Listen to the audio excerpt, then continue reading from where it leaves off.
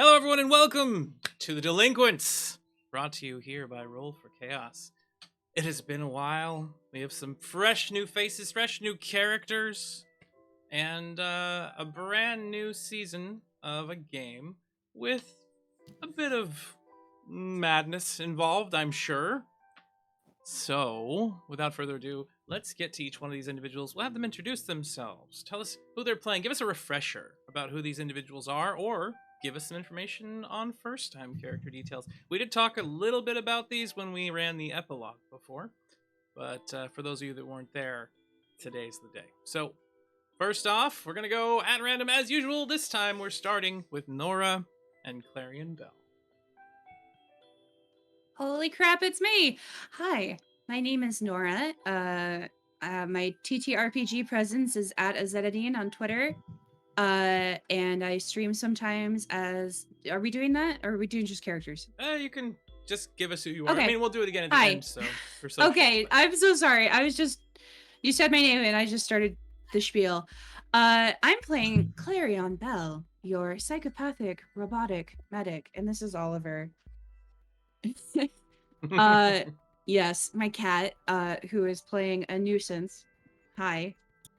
And Clarion had an interesting time as a first-time pirate. Well, that wasn't her first time as a pirate, but like in season 1, it was interesting. A lot of challenges. I think she's just focusing on overcoming challenges and making certain things in her life easier.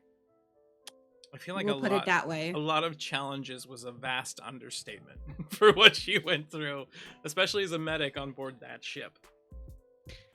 She's just doing her job. Well, we'll see what comes in the future.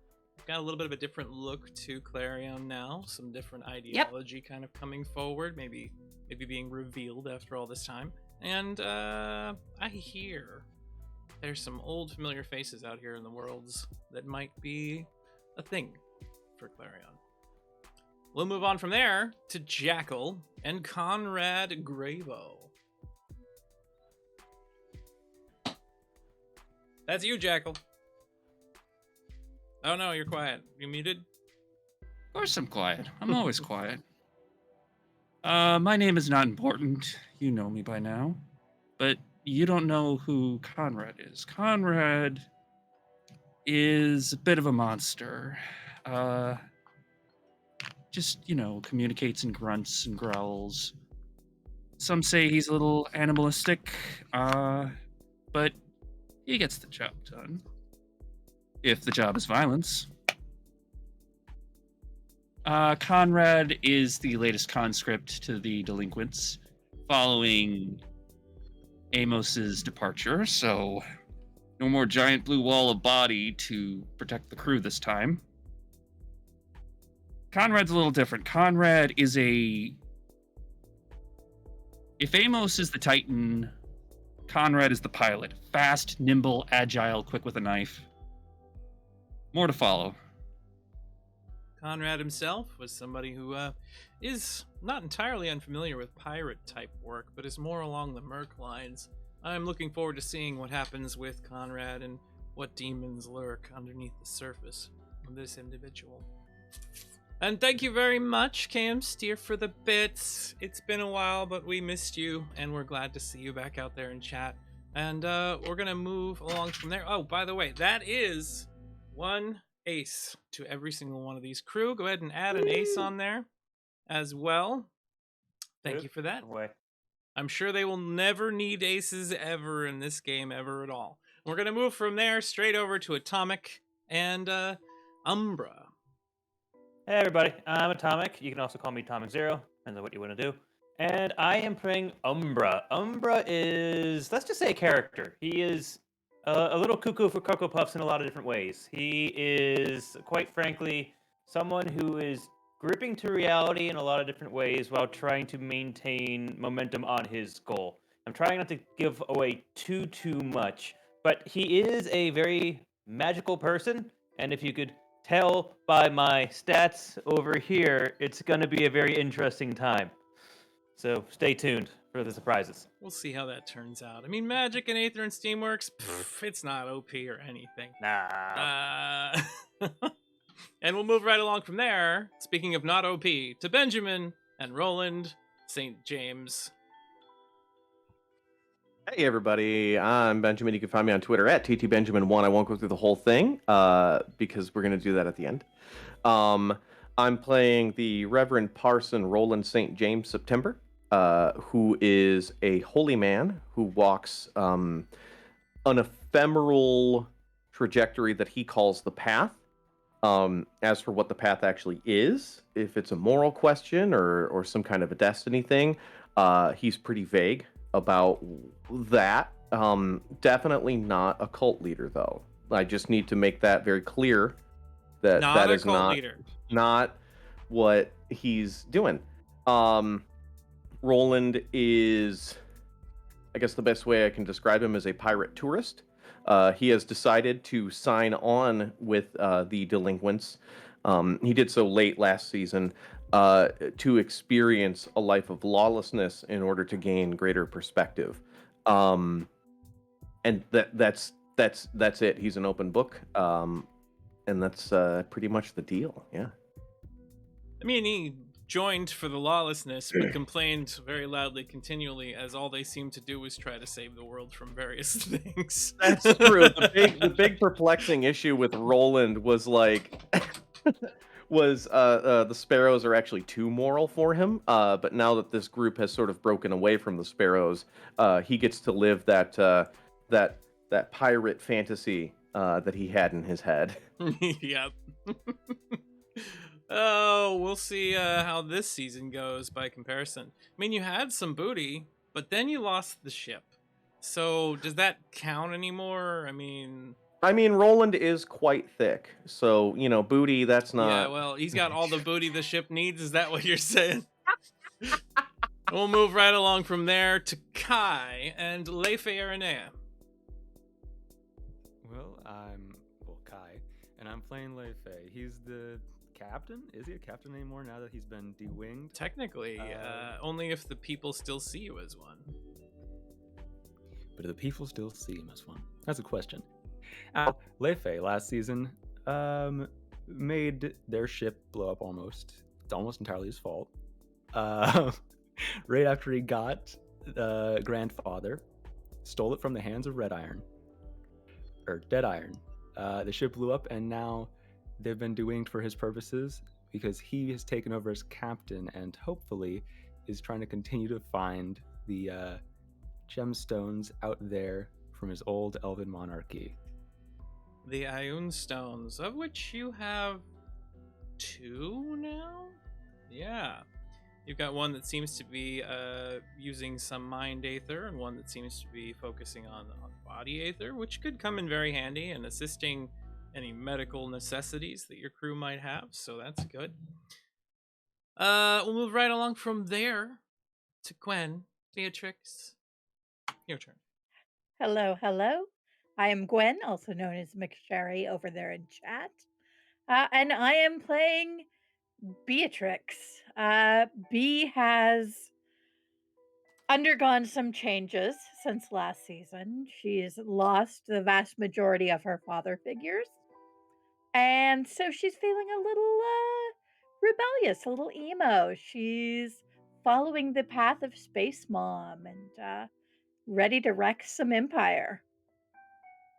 I'm excited to see what direction B goes this season as well. You've already stood up to Zap and forced him to stand in his place once after he had continuously stopped you from being able to make your own decisions a few times in the past. Crap, I need to reset my settings for Zap's voice. I'm just thinking about it. All right, so without further ado, I will go into a minor recap. So last season on Sparrows, before they became the Delinquents, there was, I'm gonna say, choices made. The crew had set up with a job, very beginning of the campaign, found themselves in a mine, an asteroid mine, and got an ancient piece of technology that they were supposed to sell or destroy. One or the other. Did they do either one of those things? No, they kept it, and they merged it with their ship, and it caused a host of problems, culminating in everybody on board the ship basically being kind of taken over, manipulated, problems. Now hold on. Yes, there was the security chief that nobody listened to. That's fine.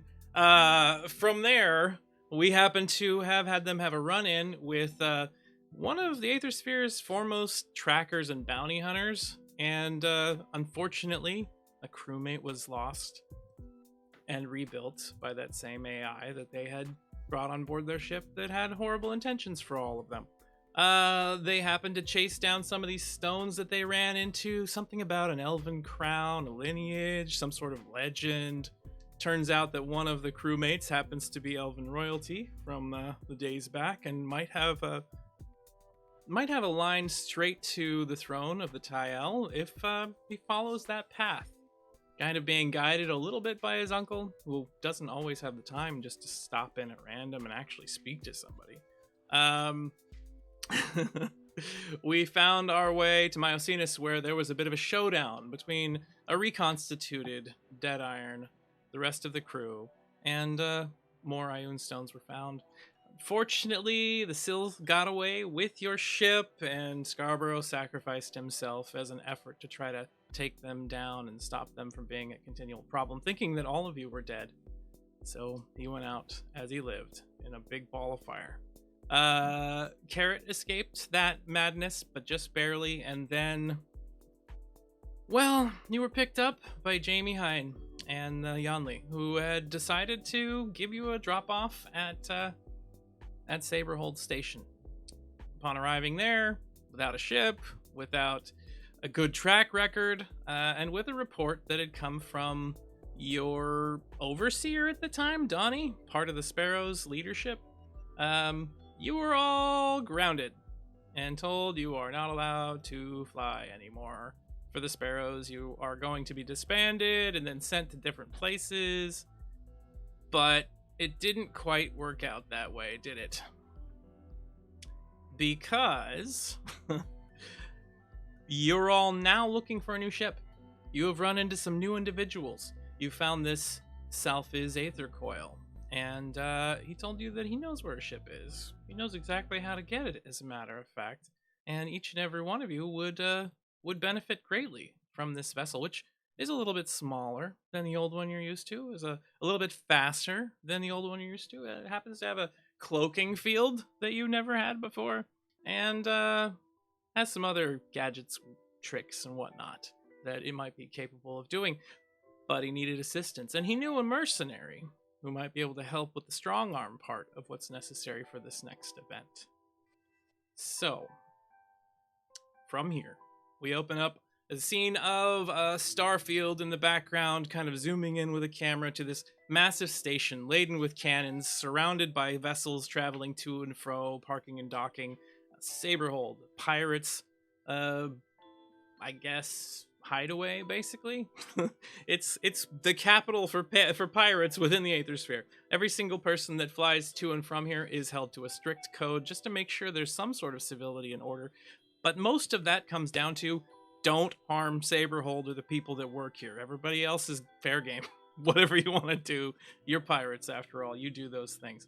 So in this moment, let's see. There are some groups that have been brought together. If you would, Salfiz, Umbra, we see all of you sitting around a table inside of a dingy bar, and he's laid out a little bit of a scribble on napkins that kind of shows the basic layout of the floor you are on board this ship, on board this outpost.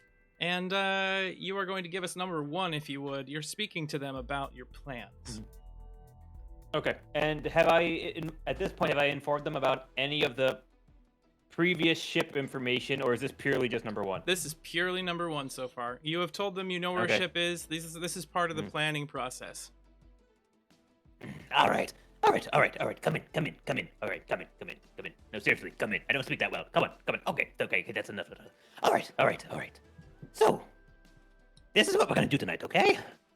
The person who owns this ship, okay? His name is Marcus. Marcus is, how do you say he's a bastard, okay?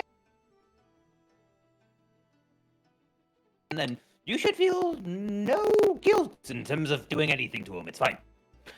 But he is, well, he is the one that holds the key, literally, to the ship. He's literally holding the key to the ship, and we need that key. That's the main thing to the key. We need that key. And he's a bit of a drunkard, and he does kind of like to play dodge. So also when he gets drunk. But so I need Leafy and Ronaldo, whatever your names are. I'm not good with names. I need you two to go to the Libation Liberation. It's his favorite spot. Horrible place, but you'll know what it is when you see it. Get the key from him. This magnetic key thingy. I don't care how you do it, just get it. That's completely up to you. Completely free will. So you are given the instructions. Leifei and Roland are to go to this bar and to get the key in any way possible.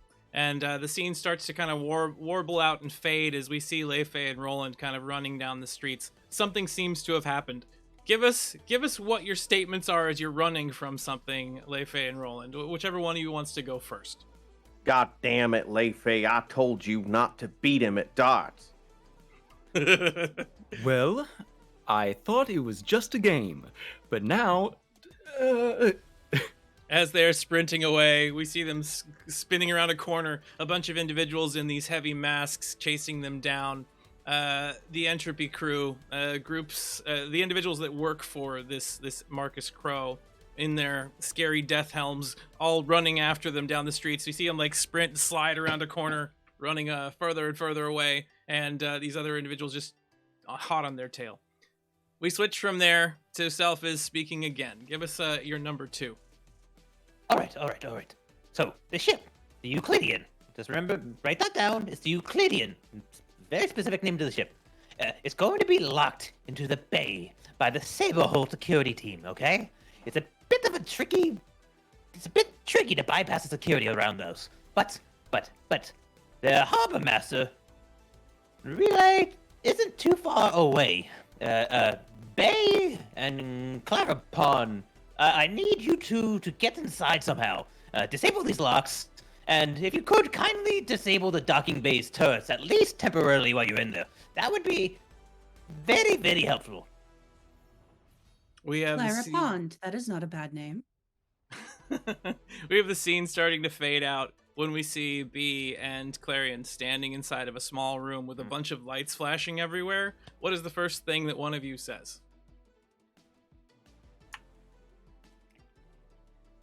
I like this shade of red, but I don't think it bodes well.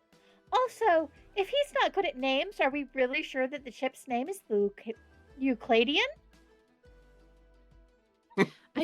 I do not think this is the time to be questioning that particular information, Beatrix. You hear the doors behind you like slide open very quickly as the light sound of an alarm in the distance is ringing, and you see a couple of Saberhold security agents pop up into the room behind you, covered in masks, looking a bit like ninjas. They grab weapons. The scene fades Time out, to go. and we move over to number 3. You are muted.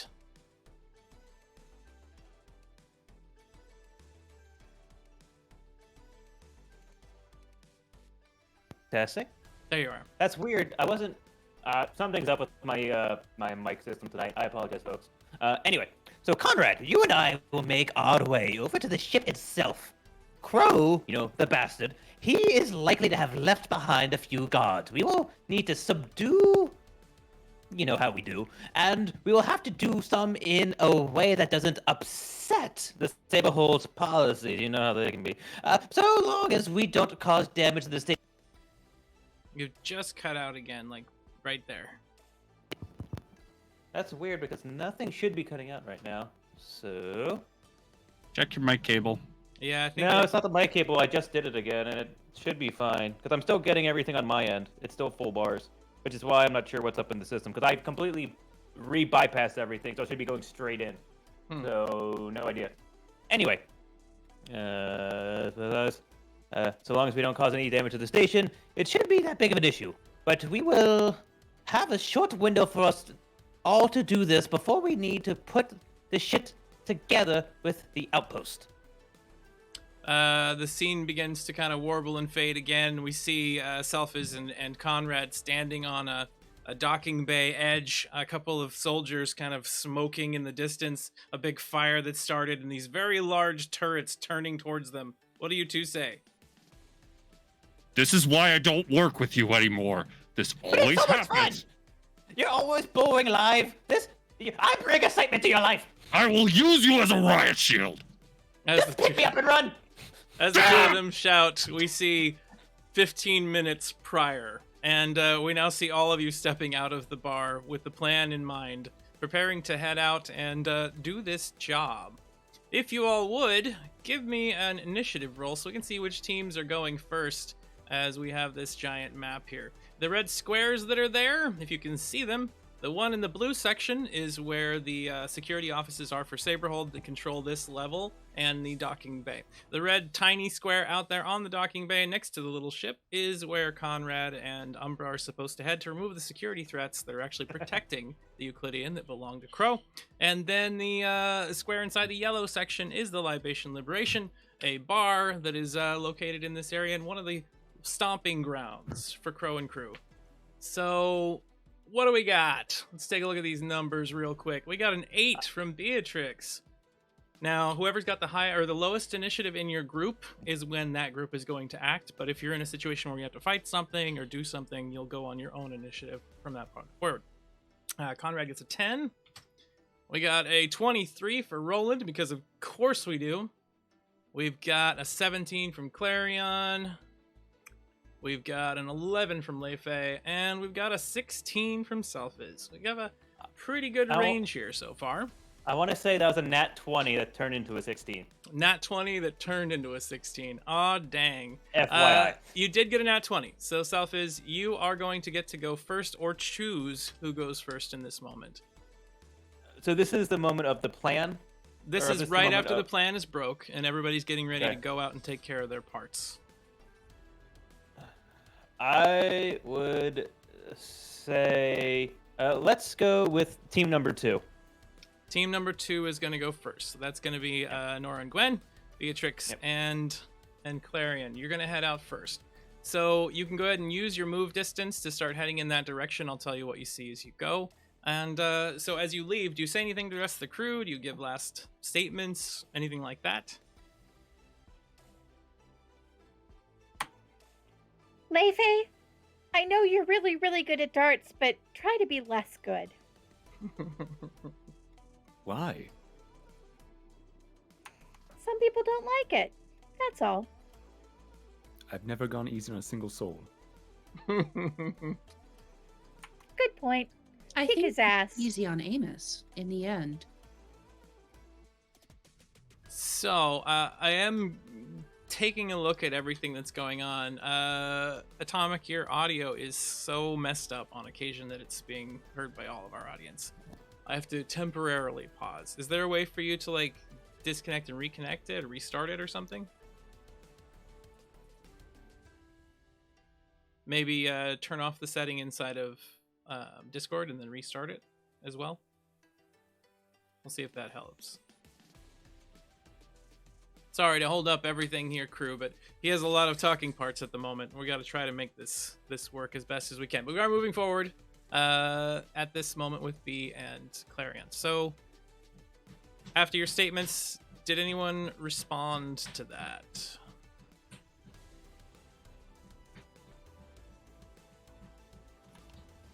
Who's Amos? He was. If you stay with the crew, then perhaps it will become important. It is unimportant now. Thanks, Clarion. Ex-boyfriend. Got it. Ex-boyfriend. That's a strange assumption, but that gives me insight into how your brain works. All right, so you can move 2 of your movements here on the map. Try to stick with each other if you'd like. So go ahead, B and Clarion, and go ahead and move where you would like to on the map as you approach this other station. we're heading towards the blue section. Yes. The big blue section with the big red square. You do need to go through the gateway, which is over here, is the entrance. If you can see the arrow on the map. All right, so there we go. There's one movement from Clarion. And I'll put B next to you moving as well. And you have one more left. You're just going to just head straight in a little bit more? Yeah. All right. So as the two of you walk into this section, this is a bit of a important business district. You can see a lot of individuals in the general outfits, the uniforms of security, of officials of Saberhold. Not a whole lot of pedestrians walk through here, but it's not uncommon necessarily, especially individuals that have an important thing to do there. However, one of the soldiers starts walking in your direction. How do the two of you react? Look like we have something important to do here. So you're trying to look like important types. What approach do you wish to use for this? Which one of your sets? Give me one of that from each of you. Clipboard and wave. Clipboard and wave. What stat are you going to use to try to do this? It would I'm leaning towards charming for B. All right, so you have the clipboard and wave type situation where you're just trying to beam a smile and just act like this is how it's supposed to be. How about you, Clarion? I am acting like Beatrix's assistant. All right, and what stat are you going to use to try to attempt to do that? I mean, I think she just tries to pick up on what Beatrix is putting down with awareness.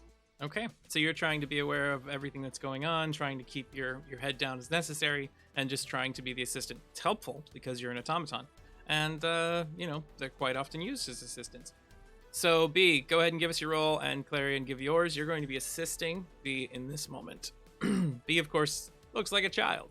So, oh, nice. We got an 11 and a 12. The security guard comes walking in your direction, full face mask. It's hard to tell what's underneath those, but at Saberhold, most of the security is mercenaries or pirates who don't want their identities known and that will sometimes, switch in and out depending on if they have debts to Saberhold and the commanders there, or if they just want to make a little bit of dosh on the side. So as they walk up to you, the individual looks over. Excuse me, little girl, are you supposed to be here? Well, yes, of course. I wouldn't be here if I wasn't supposed to be here. Of course you say. What business are you on? Well, my assistant and I, we need to go have a conversation with somebody over there about letting our ship get out. And You know how it is. Who would that person be that you needed to talk to? I'm terrible with names. Do you remember? Would Clarion remember anyone likely to be in this position? The harbor masters at the dock would take care of all business related to getting your ships off the dock. They're already at the dock. They're not here. Okay, who would be here? In this area, again, you've got the harbor master office of oversight, so that's where you're headed to in an attempt to get things unlocked and whatnot. Usually the harbor master radios up to them, says, docking bay 16B, release whatever. They give them the heads up, and then they take care of it there. But the harbor master general would be inside of there. The only reason that someone might need a harbor master general is roll brains for me. Okay.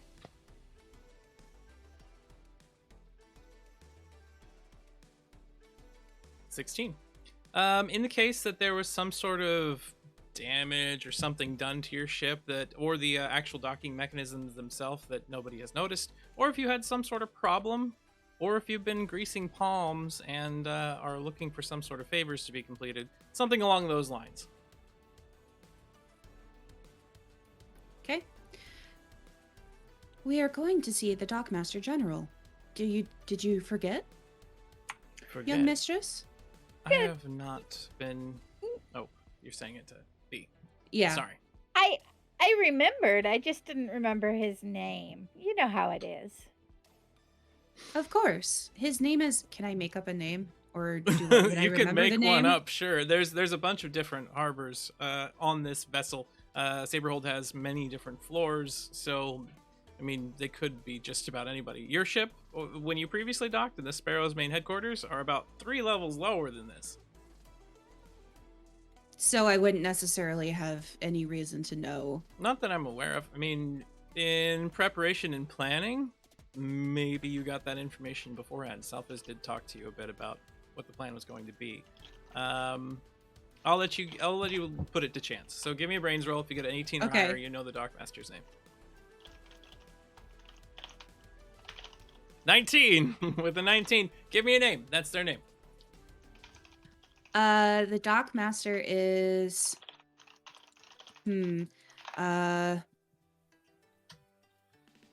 well, since he's sitting right here on my desk and being a perfect bean, it's Oliver Braun Anvil.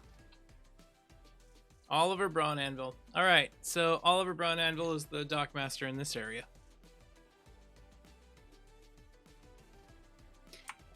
It is Oliver Braun Anvil. That's right, Ollie. Thanks. You're on a first name basis. And pet names. You know what?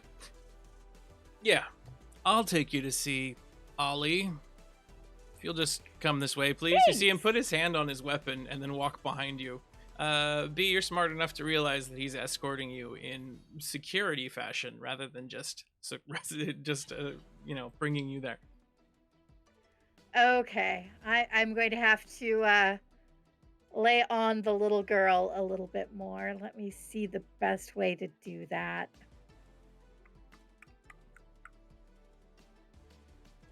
Clarion does tap Beatrix's shoulder, and she's got her electronic wrist thingamajig with the sleeping dart on it when she does this, and it's just like, remember, young mistress, be on your best behavior, trying to convey that she will dart a fool if need be. Of course. Of course. I mean, if I'm not, I'm sure I'll be sent to my room. You know how I hate that. As we see Clarion and B being escorted away by security, the scene swaps out and fades over back to the main compound where everybody else is at, the little central hub. And we now see Roland and Leifei standing there together, prepared to head off in their direction. What does that look like as you leave the group? You can see Clarion and Beatrix walking away in the other direction now. With shockingly little context, I have an impression about this gentleman, our Mark. I'm thinking that if we can toy with his sense of victory and defeat, a man like this who's used to winning, we might be able to put him in a compromising situation.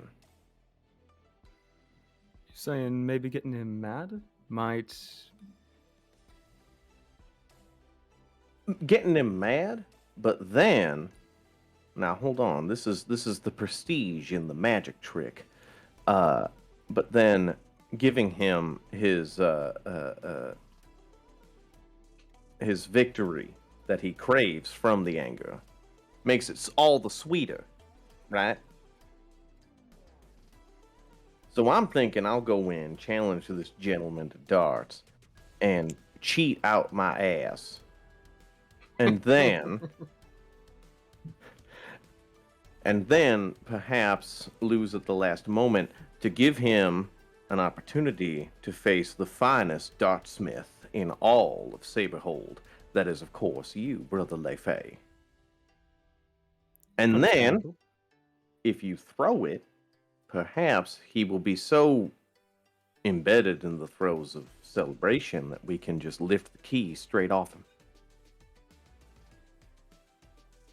I like the way you think. We see, Well, thank you. See Leifei and How Roland do we walking lift it? down the causeway that's heading towards this entertainment center. And you stop at the edge of the elevator that goes down below. As you stand there, you can see a few other pirates kind of standing nearby looking over at you. Don't I know you from somewhere? Says a grizzled, very bearded-looking dwarf, very bald pate on top, bearing a couple of crosswise scars across his face on either side. Oh, yeah, you'd know him anywhere. Leifei points over his shoulder. Why, Roland, yes. Are you saved, brother? Am I saved? Do Yeah. I look like I'm in trouble?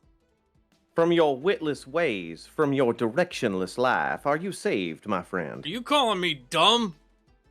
Dumb? Oh no.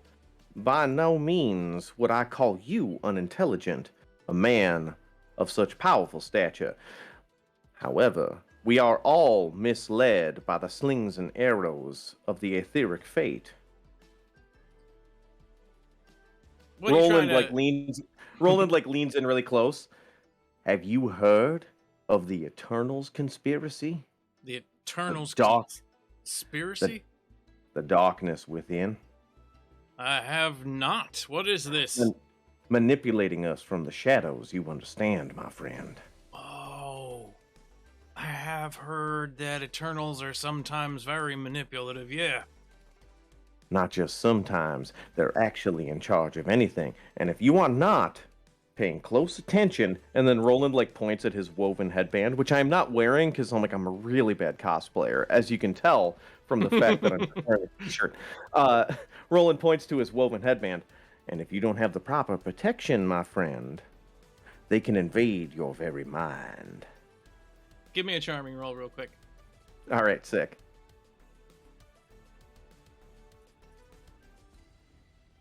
Oof. You have gotten one less than this individual. Is there something you can do to enhance that or change it?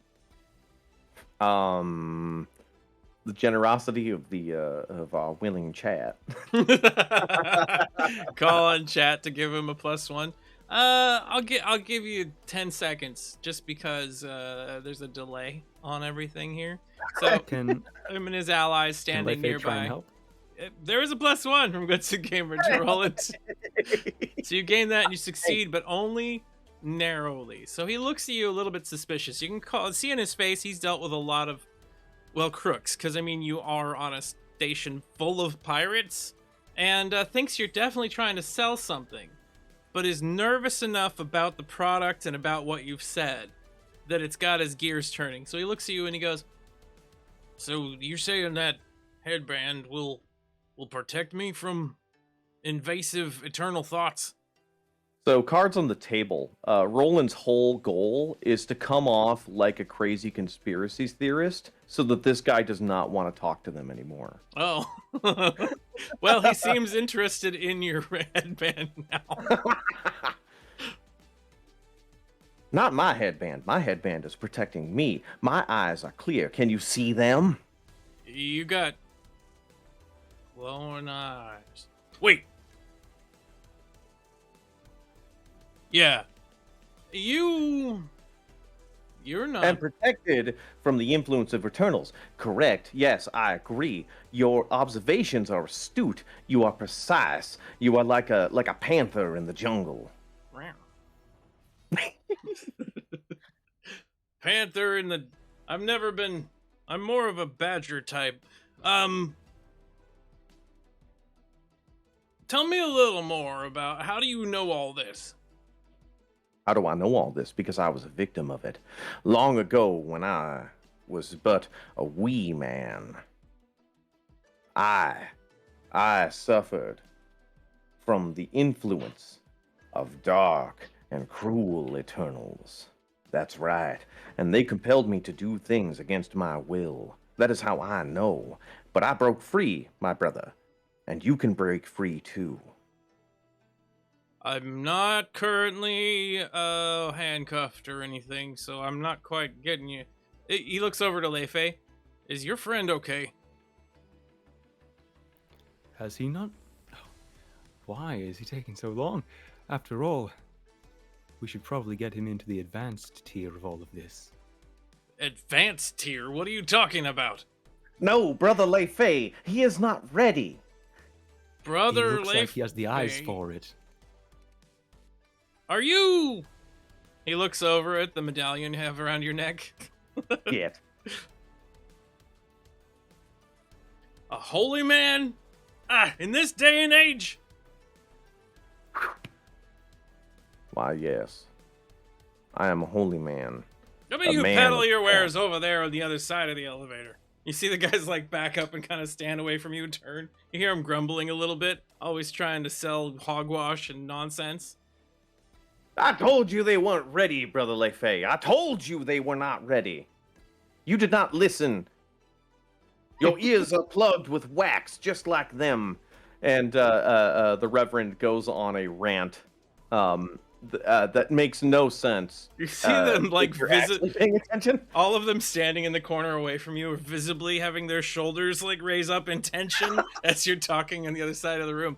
And scene fades as the door just ding opens and you start walking out into the thoroughfare. A bunch of crowds of other pirates kind of moving back and forth in here. Some of them eyeing each other warily. Some of them looking at each other for what they might have. Some back alley deals being made. And we switch back to the central courtyard. Everybody else is kind of walking away talking, and we've got Selfiz and Conrad. So Umbra and Conrad, as you're walking down the street heading towards the dock, you see individuals that are coming in this direction and heading away, all of them preparing to either leave or stay. And there is a rather large brigade of powerful individuals from the Grey Skulls, like marching up the street in your direction. Haven't seemed to notice you, or you don't think they'll necessarily care, but they're definitely a large brigade of them coming from a battle cruiser out there.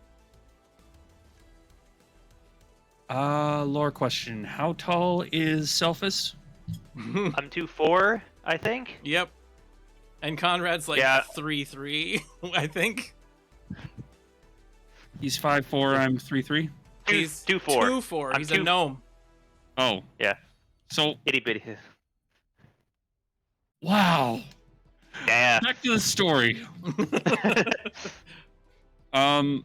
Conrad is just eyeing the troopers up and down, just looking for cracks in the armor and everything. Turns over to Selphis. So, what's your end goal here? The ship! We need to get the ship! We kill him afterwards, like we always do? Well, it might be kind of awkward if we don't kill one at the same time with the rest of them, but we'll play it by ear. How about this? The backup plan is you just murder all of them. If I say... We need a code word, okay? If I say, like, Kalamazoo, that means, like, go on a killing. And then we'll just wipe the ship clean, and, we'll just do as we always do. I'll drop you off at the next port, and you don't have to see me again until I need you, and then you see me, and then we do this whole thing over again. Kalamazoo, you saw how she threw me 5 feet. Do better next time! You do better next time. Dragging a kid into this nonsense. That kid threw you like a freaking piece of paper. Ain't no kid. You made the last person's eyeballs melt out of his nose. You can take the kid. As you guys are talking and walking, that kind of thing once. As you're talking and walking down this promenade, you see the other individuals, the Grey Skulls, like some of the members, as you shout these things out at one another, kind of like stare at you and give you a strange look as they're walking past. How you do? Nice evening. Ignore us. Just elderly couple fighting. They go back about You their would like business that, wouldn't you? Grumpy Old right Man, arms. Part 3, as you're all walking down this. So you head further out until you end up on the docks.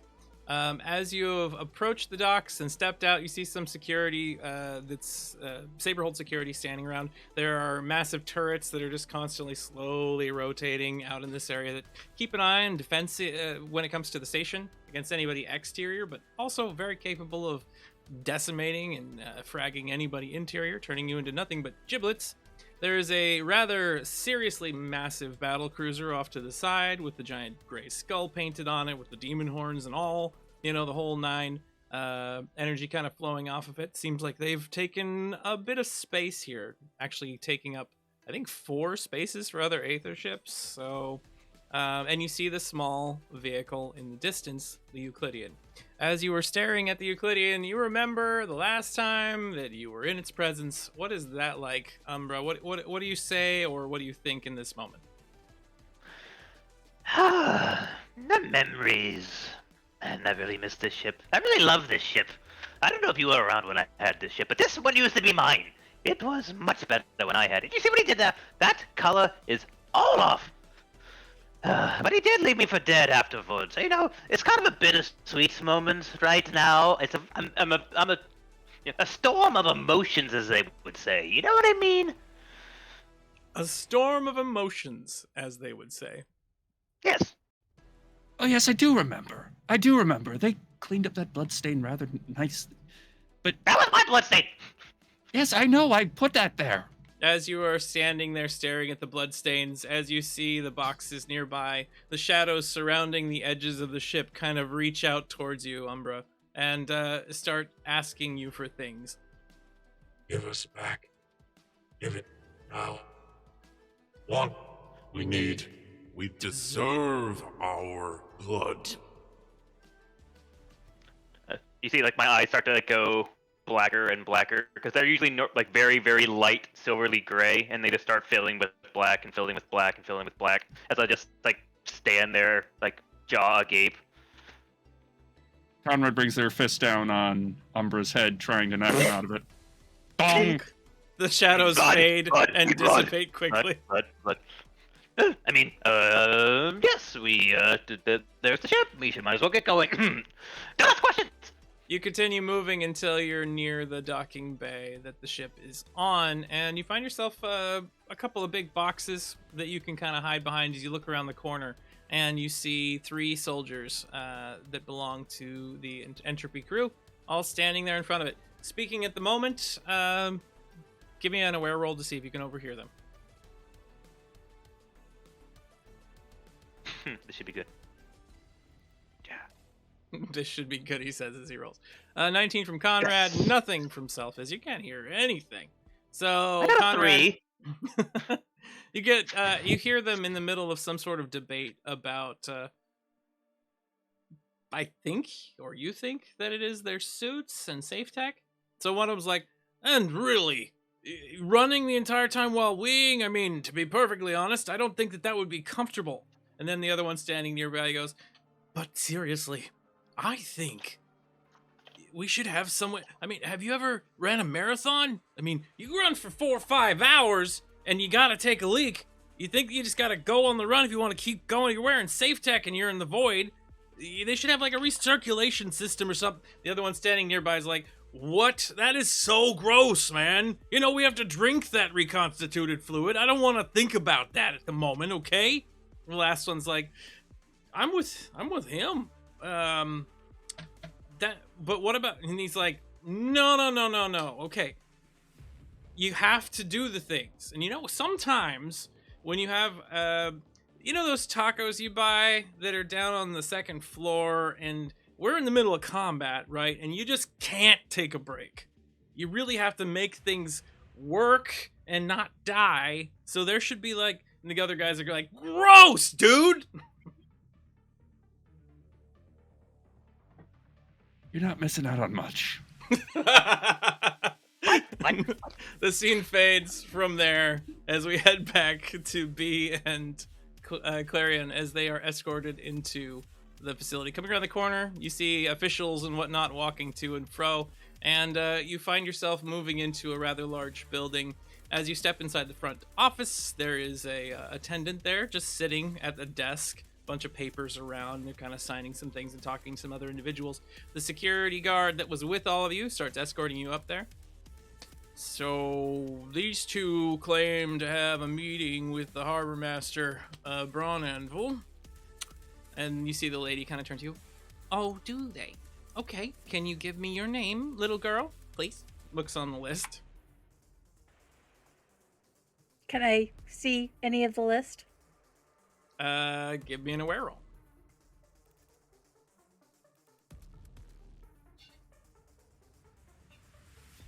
No. Zep, I need a name off that list. Give me one. A name off that list. Fine. You see Zep move over to the side. Give me a magical roll just to see if you can see through his eyes temporarily. Nat 20. Do we now find out that B is able to see through Zep's eyes pretty much at will? Or do you happen to find the one name that's on the list that missed their appointment today and is not coming? Damn it, Ty.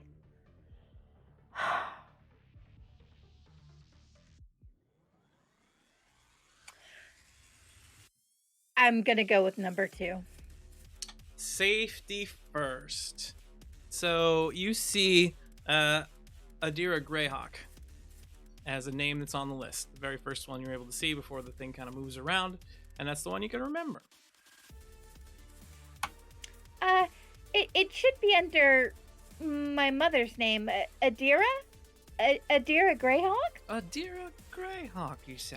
Mm-hmm. Yeah. All right, let's take a look here. And oh yes, your mother was very late. You were supposed to be here an hour ago.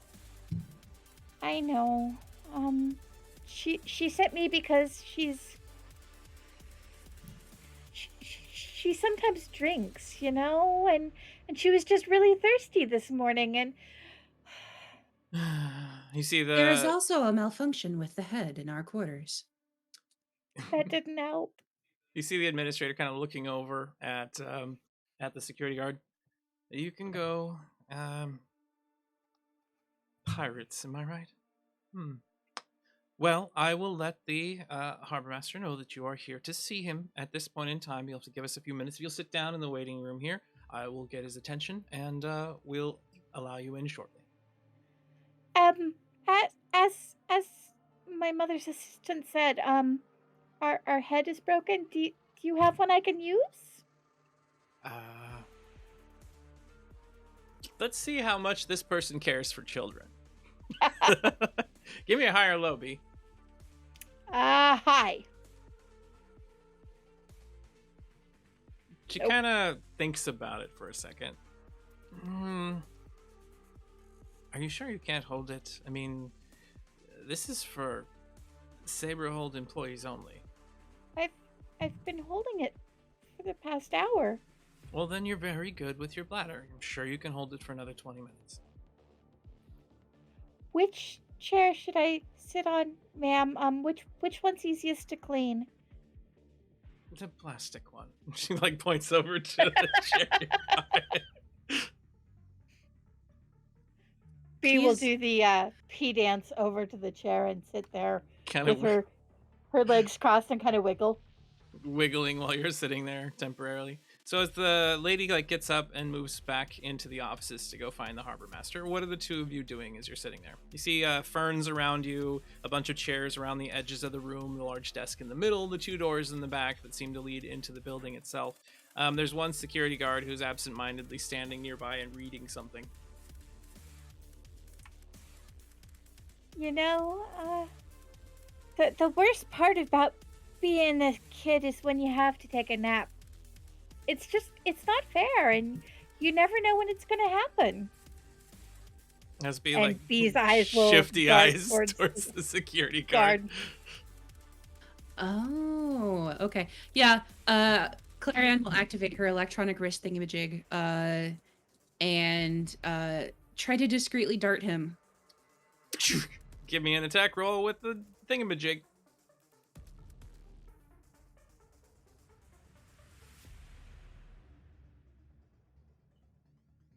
Here we go. And it is a low roll. The opponent is surprised. They are at -4 to their defense roll. Would you like to keep that? Or do you want to potentially re-roll it? Yeah, I'd like to re-roll that, please. All right. Let's give us an ace and you can re-roll. You don't like a 6, I think. There it goes again. You get a 9 this time. Now, this does use your better. aware as your modifier. I don't know why we're not putting that on there. I just wasn't in the. Okay. So It wasn't included in the roll. should be 5. It's on there now. In abilities, you have to add your modifier based on which one Gotcha. fits to your stats. But yes, so that gives you a 14. It's better. It's better. Defense roll is made. The opponent gets a -1. You would have got him with the first shot. Sorry about that. So there is an ace granted to you by Sanctum Cosplays, so you can keep Thank that you. for later. You went and fired that off, flies over and darts him in the side of the neck. And at that point, he starts stumbling. What the? Pulls out the dart and looks at it for a second, and then turns towards you. Hasn't passed out yet. Is still capable of staying on their feet. Something else must be done to keep them from crying out before they go night-night. Sir, what happened? Can I help? Clarion gets up and goes to assist him, but actually just covers his mouth with a cloth. So you walk over, let me help. Little girl, he's like, where? Somebody darted me in the neck. No. Medical automaton? I'm fully qualified. Give me a strong roll as you attempt to cover this individual's shit. mouth. They get a 23 to resist you. Oh! That wasn't gonna be good. Clarion walks over and just like grabs a cloth very obviously and starts sticking it over his face. What are you doing? Knock it off! He like pushes you aside. Mom did say that she needed to be reprogrammed, but then Mom wanted another drink. Give me a charming roll to see if he goes for your lie.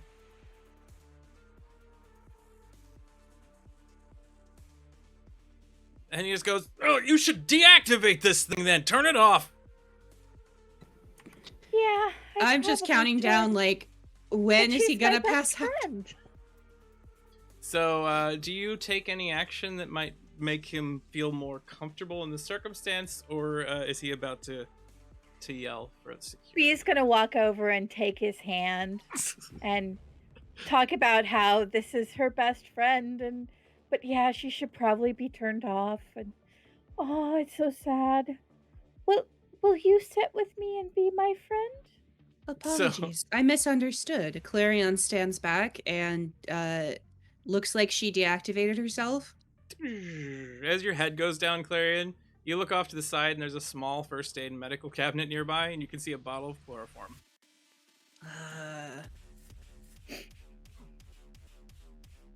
So you're gonna wait a second. The individual then moves over to B and is like, yes, little girl, it's stinging my neck. Whoa. Did you see, did it fire a dart at me? Try a hypodermic or something? What could it have been in that? She's never had darts before. I don't know. Would you like me to look at your neck? Yeah, just check it out. Make sure it's not, like, veiny. I don't know. That usually means something. Okay, let me look. And B will climb up on the chair next to him and look closely at his neck. You look at his neck. He's got a little red pinprick from where Clarion shot him in the neck with that dart. It looks like... Have you ever been on Myosinus? Yeah, There's a little flying bug. It's not really big, but it just kind of it pokes you and then flies off and then dies like 3 days later. It looks kind of like when I Have you been bitten, bit young by mistress? Let me assist you. Go and get the medical kit. So you go and grab the medical supplies out of the kit nearby? Yes. All right, you grab those. B, so he looks over to you. We need to make sure it's not supposed to be able to turn itself back on.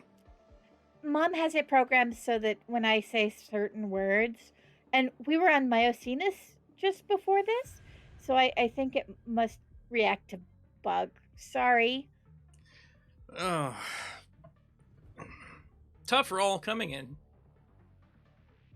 At that moment, he just like turns back. You see his blood pressure has risen as Clarion like turned back on and turned over there. You see his pupils begin to expand a little bit, and you see him just fall onto the floor in front of you. As he smashes to the floor down below, the door begins to open as the harbor master's assistant is starting to walk out into the room. Help me! The card just... He said a bug bit him and then he fell over. And with that, we phase as the camera fades to black and go to another situation here with Leife and Roland. The two of you have been walking through the streets a little bit of crowdedness as you go walking through the main doors of the Libation Liberation. Bit of swinging doors, cowboy style, Wild West style. As you step inside, you hear a bunch of music, a bunch of card games with chips on the table being played. There's a 3D chess type thing being done nearby where there's this tournament. There's a whole bunch of people kind of crowding around it, cheering as the pieces kill each other. And then you see the face of the Entropy crew's boss, Marcus Crowe, sitting at a table, kind of laughing jovially as everybody there is kind of having drinks and whatnot, celebrating a victory over previous job they just did. What are the two of you doing as you walk inside? How about we get a drink so we can fit right in? Oh, yes, that's what people do at a place called the Libation Liberation. Flashback to Roland coming here actually a couple of times and just like smashing whiskeys where where he knows no one knows him. Of course. You see the barkeep automaton sitting at the bar. Big like handlebar mustache robot with large glasses and a top hat, very gold and silver looking, sitting there with a red vest. And as you walk over to the front of it, it looks up at you and just turns to you. Reverend, nice to see you again. How have you been? I'm afraid I'm not great with faces. Are you say? I'll just have the damn usual and give one to my friend here. All right. Put it on your tab again, or would you like to cover that this time? You know what? Let's let that ride for one more night. Thank you, friend. All right, that'll now be 1,800 silver when you pay up. Yep. Got a big score coming up. And here's the situation. I just need to make a few things liquid. Give me a couple of days, all right? You can make plenty of things liquid with one of these. Pours out the cup of whiskey for you and tosses it, hands it over. Was that a diuretic joke? It was. I am trying my new jokes module. What do you think? I think you should stick to puns, friend. This isn't that kind of establishment. We don't do blue humor here. Oh. I will stick to puns then. Was there anything else I can get for you today? Roland slides over the drink to Lefe. No, I think we're good for now. Excellent. Have a bit of fun here at the Libation Liberation. Tips are appreciated, of course.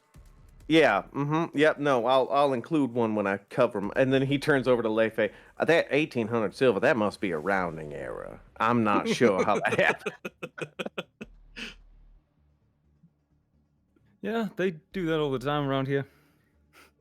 Perhaps they had you confused with somebody else. Lefe, you are aware that many of the tabs in the establishments aboard Saberhold have interest rates. Yeah. So as the two of you grab your whiskeys and you move over, where do you sit down? Are you going to sit relatively close to the Entropy crew's table, or are you going to be a little bit further away and watch? What does it look like? We're sitting rather near. We got good ears for hearing it, but why would they question us? Why would they question us at all? All right. So you move over to a table that's unoccupied, a bit of a smaller one, a couple of old stains across it, maybe blood, maybe some sort of drink or food that kind of got spilled and just kind of buried itself in the wooden table. You see the tablecloth itself that's covering this thing is full of holes and patches. Unfortunately, they haven't replaced that in a while, but what's the point when it gets burned, slashed, shot pretty much every day? And the two of you sit down. Bottles between you. You got a shot glass in front of either one of you, and there's a bunch of peanuts inside of a small wicker basket on the table as well. Shelled, of course. To a job, soon to be well done. Yeah, Roland just like the cap of the whiskey bottle, pour, and then like drops it. Give me an agile. Absolutely. Let's see how successfully you do Let's that. see if Roland can get some flair going. Let's get that flair happening. Yeah, That's pretty excellent. flary. With a 17, just flips it off the bottle and just kind of lands it where he needs to. And He does the thing where he like lifts the bottle up and then does like a little spin, but like the centrifugal force keeps it from spilling while he does the little spin, and then like he sets it down. bang it down on the table. You hear somebody nearby at the Entropy Cruise table kind of turn over and go, "Hey, neat trick, man." I don't know what you're talking about. I've never had a drink in my life. Could have fooled me. Look at that guy. You got any more of those tricks? Do you used to bartend or just a raging alcoholic? No, just a purveyor of dives like this. Actually, I'm a fan of darts. You are. Maybe you should speak to the captain. He's also a fan of darts, aren't you? Hey, Captain Crowe. See this individual turn over? Well, yes. What is it? He kind of leans a little bit cockeyed in his chair. Why, in fact, Captain, I happen to be the second best dart player in all of Saberhold. You feel a slight kindred spirit as you stare at him. An ephemeral light glowing behind his two wide eyes. He kind of... Oh, interesting now. You? Me? Game of darts? What exactly do you have to wager, my friend? And kind of leans forward on his chair, staring at you. Why, I have an opportunity for you to go toe-to-toe on the line with the best dart player in Saberhold. Best dart player in Saberhold. You know, it's awfully hard to play against yourself. Oh, I'm afraid, my friend, you are mistaken. Your throne has been usurped. Really now? That remains to be seen, of course. So, what do you say we make it interesting? You see him, like, grab a little purse and toss it on the table. 30 silver piece. Annie in. Roland shrugs. Since Roland basically never spends any money, he fishes out 30 and sets it. Ding. All right, then. Let's do this thing there, holy man. See him stand up from the table, a little bit of a swagger. His chair squeals out from behind him. You see his big dwarven shoulders kind of loosen up a little bit. He walks over, and you see him pull out a small, like, metal case with custom darts within it. You might want to go grab some of those good ones that are sticking in the target already. He, like, walks over and waits. Roland goes and grabs the he goes up to the bar and just asks for a set of bar darts. You turn and What's walk the- over. What's the unlucky set? The unlucky set. Are you sure Yeah, you the- want that one? Yes, of course I do. Mortals such as yourself tend to avoid this set as much as possible. I am not a superstitious man. He says, like, covered in holy symbols. Of course you aren't, Pastor. Or whatever you are. I'll take that. No, past is fine. It's complicated. I understand. Then here you are. He lifts up this little case that's got a bunch of old brown and black darts that have scratches and bite marks out of them. Excellent. This could not go any better. Two of you walk over to line up for it. Leifei, you sitting nearby at the table watching them square up and get ready for this epic duel of dart throwing. Notice the large maglock key kind of swaying next to the dagger and pistol at the Captain Crowe's hilt, or hip, rather. So, while this is going on, and for now, Leifei is watching the captain and keeping an eye on the way he moves and his sort of like the way he moves himself if he sits down during the game, this and that, to pick up a pattern so he can find a good place to snatch it up. So you're trying to study him and his weaknesses in this moment and what you can gather from it, right? Give me an Yes. aware roll. We'll see what you gather as the night goes on. The closer that Roland can make this, the more information you're going to get as well. All right. All right. 7. 7. Leifei, that's going to be not a lot of information unless Roland plays it Roland, really close to the head. Roland notices that Leifei is case in the joint. Mm-hmm. Looks at him and gives him a wink, and just sort of like mouths at him like, "You know the plan," and gives Leifei an ace. Woo woo fortune teller. So, Roland, I'm going to say that with your knowledge that Leifei's a bit distracted at times, there's other things going on in the bar. He's got like music in his head. You know that's a problem. You play in such a way that you keep his attention focused on all of you. That gives Leifei the reroll, and hopefully it turns out better. Critical failure. This is going. Can I give him excellently. another ace? Can I keep No, you giving can only him? do I have, the one. I have one more. I have more. No, the ace you give him is just one per player per episode. That's all you can do with Woo Woo. So, Leifei, are you just gonna sit on that? Or are you gonna take that ace roll? There's a reroll from Big Bees that just was said to you. So why Fuck don't me. you? Thank you, bees. Oh my god. Guys lost it. That's so funny, man. All right, reroll that.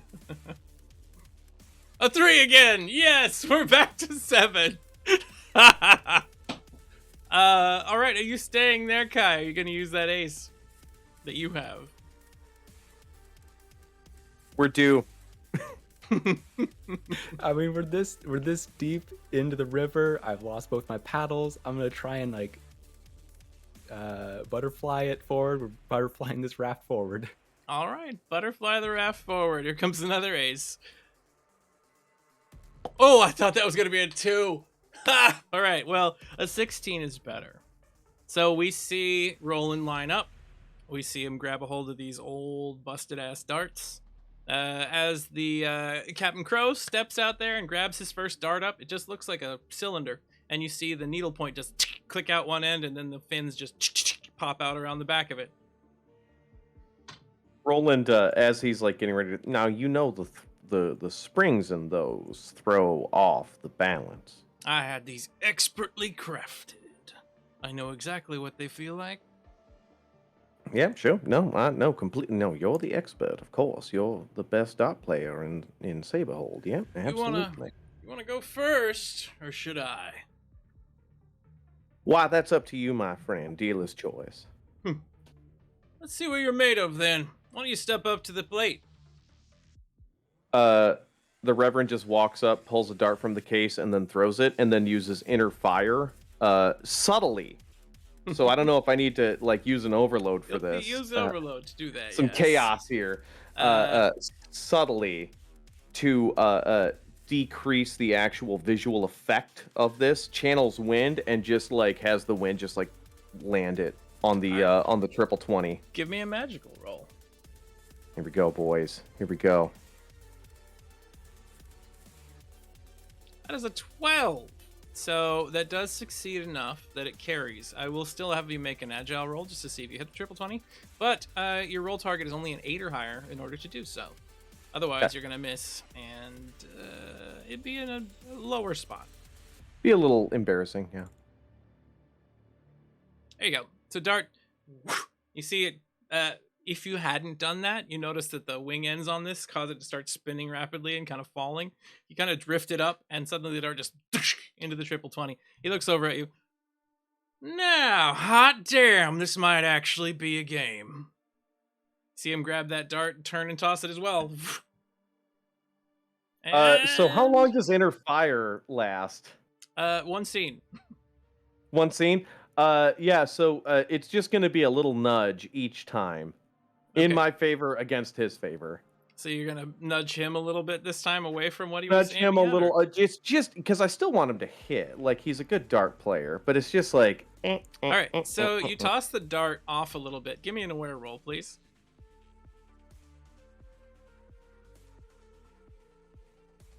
Okay. So the dart kind of goes awry, and then it starts to bend back slightly and hits the edge, the very corner of the triple 20. And as he looks over you and goes, "Why aren't we a pair?" And then the scene fades, and we move to Conrad and Umbra.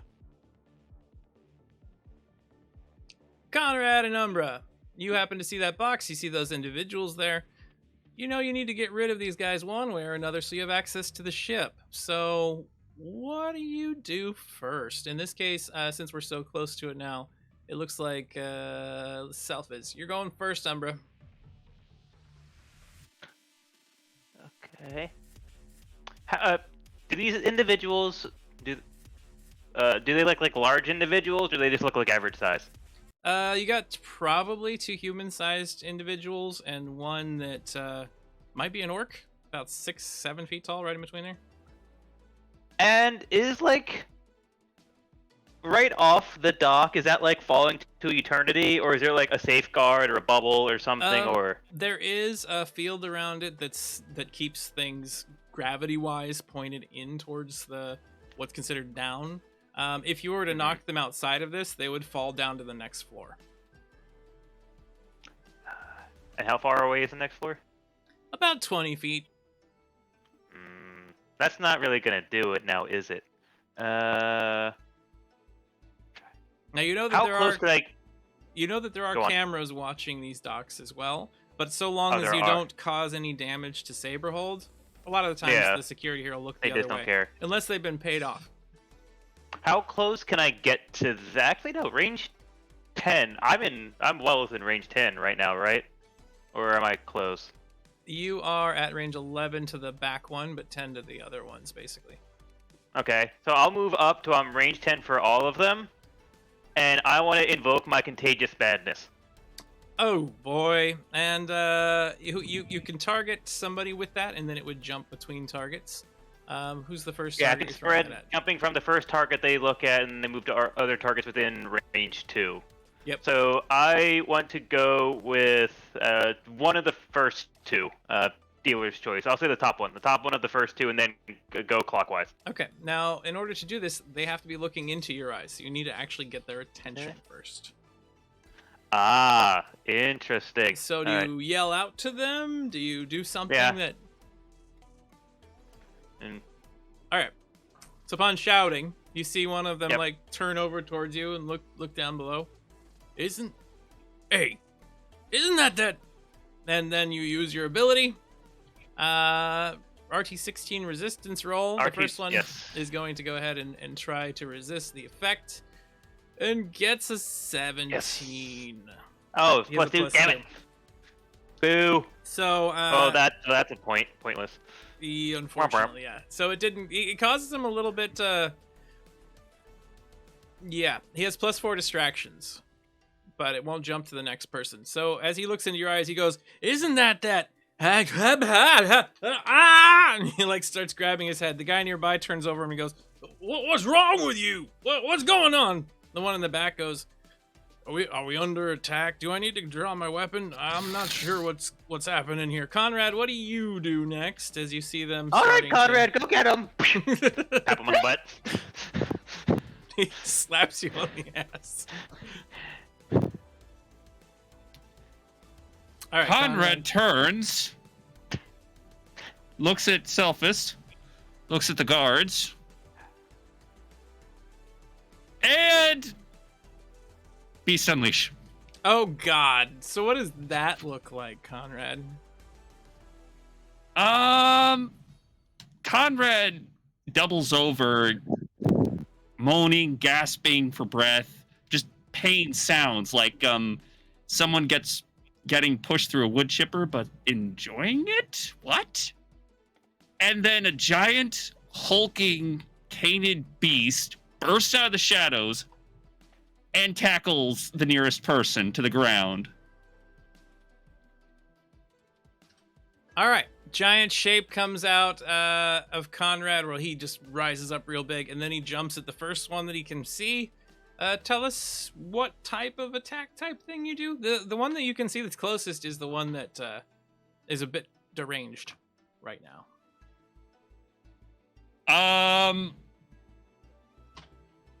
I'm gonna tear off their arms and beat them with it. All right, well, give me give me your beast unarmed strike as you rush in to grab hold of him and attack him.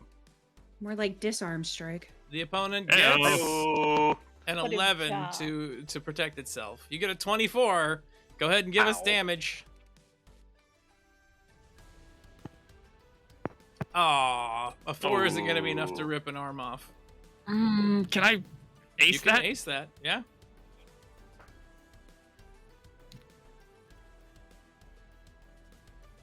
There you go, 10.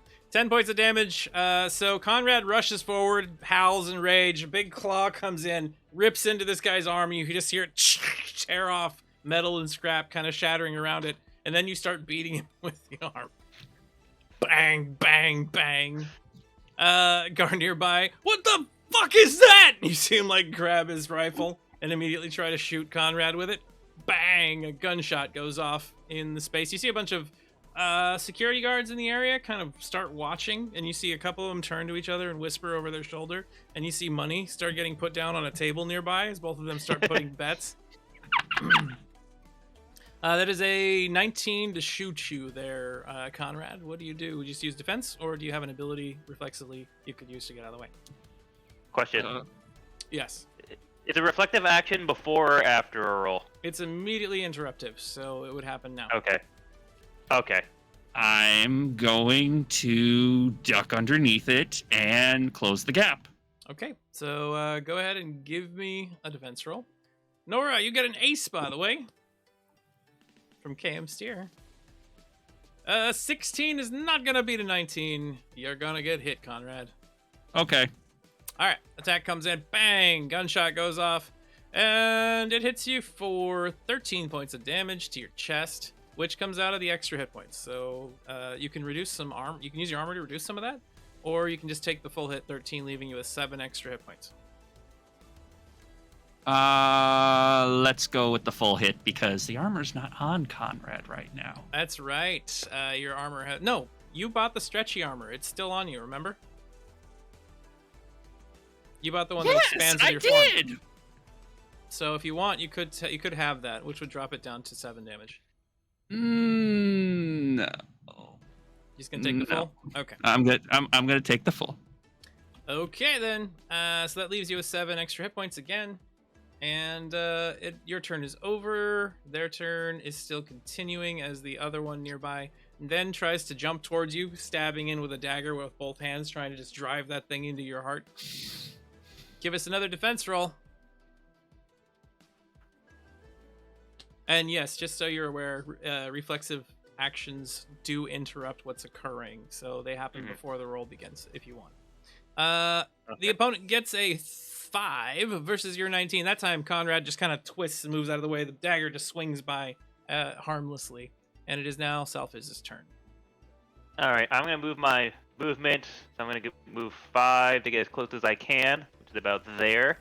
And I'm now within 5. I'm within 5 of everyone. Yep. So what I would like to do is I want to... the hurt individual is the top one, right? Yes, the one that's right in front of Conrad. He just ripped the arm off. Okay. I would like to guide elements and do a lightning arc and see if I can get all 3 of them. If you're striking the one directly in front of Conrad, because he's twice his current size, that still makes him humanoid-sized, but he is technically in the line of fire. There's a chance you can hit him if you roll poorly. I'll go with the easiest to hit one. All right, so the one to your left. So this guy down here. So go ahead and give me an attack roll. Right. If you're using guide elements, it's already set up for you under the abilities page just to roll that. Right, yeah, it's just I get a +5 on it. Yep. Right? Yeah, that's what I thought. You get a 19 to his 13 to resist you. You're going to strike the first one. Give us damage. 20 points of damage. It blasts into that guy and then jumps to the next one. He rolls to resist your original roll. You got a 19. He gets hit as well. This gives him a d6 damage. Go ahead and roll a d6. D6. Yep. 1. Jumps to the next target. Another d6 damage. Go ahead and roll that. 3. 3. And then it jumps to your friend Conrad. Conrad, give us a tough roll.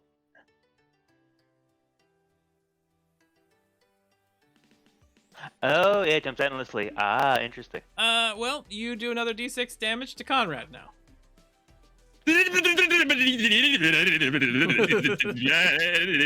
5 points. 5. You can either take all... It's okay, it's not me. You can't resist that one with your armor because it just goes through it. So that puts you at 2 extra hit points left. Ouch. All right. So that was Selphiz's turn, moving forward, firing the lightning, causing a good amount of damage to the first one, and bouncing it around. The individual standing in front of Conrad is like smoking and shaking his head and bleeding, spurting blood everywhere out of his arm. Conrad, your turn. Rifle person, shoot me, not good. Eat. What? Rifle person, not good. Shoot me. Eat. So you're gonna move to the rifle person is the one in the back. This guy over here. So you have to move around the other two to get to him. Eat. And you're gonna try to eat him. So you're gonna make a Eat. grapple movement. So give me a grapple. This is using your strong to get a hold of him. He tries to not be eat. He gets a 20 to stay out of the way. You get a nat 20 to grab him. Eat. Nat 20 in this case. Do we find out that you're an excellent grabbing person while you're in werewolf form, giving you +1 to all grapple rolls in the future?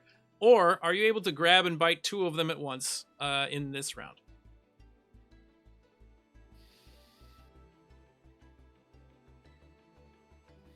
Grapple. Okay, so under your notes, put down +1 to grapple rolls while a beast. And you grab a hold of that guy and give us your bite attack, please. As Conrad's mouth comes back, you see his jaw distend and this massive array of almost like anglerfish teeth, sort of. And he goes and bites into this individual in front of him. Give us your damage roll.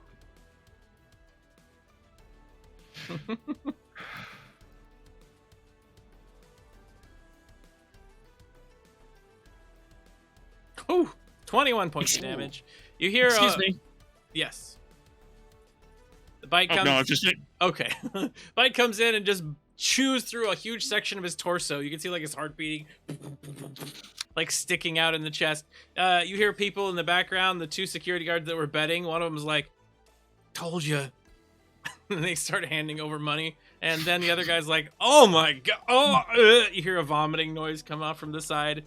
And Conrad has destroyed one of these soldiers entirely. Eat.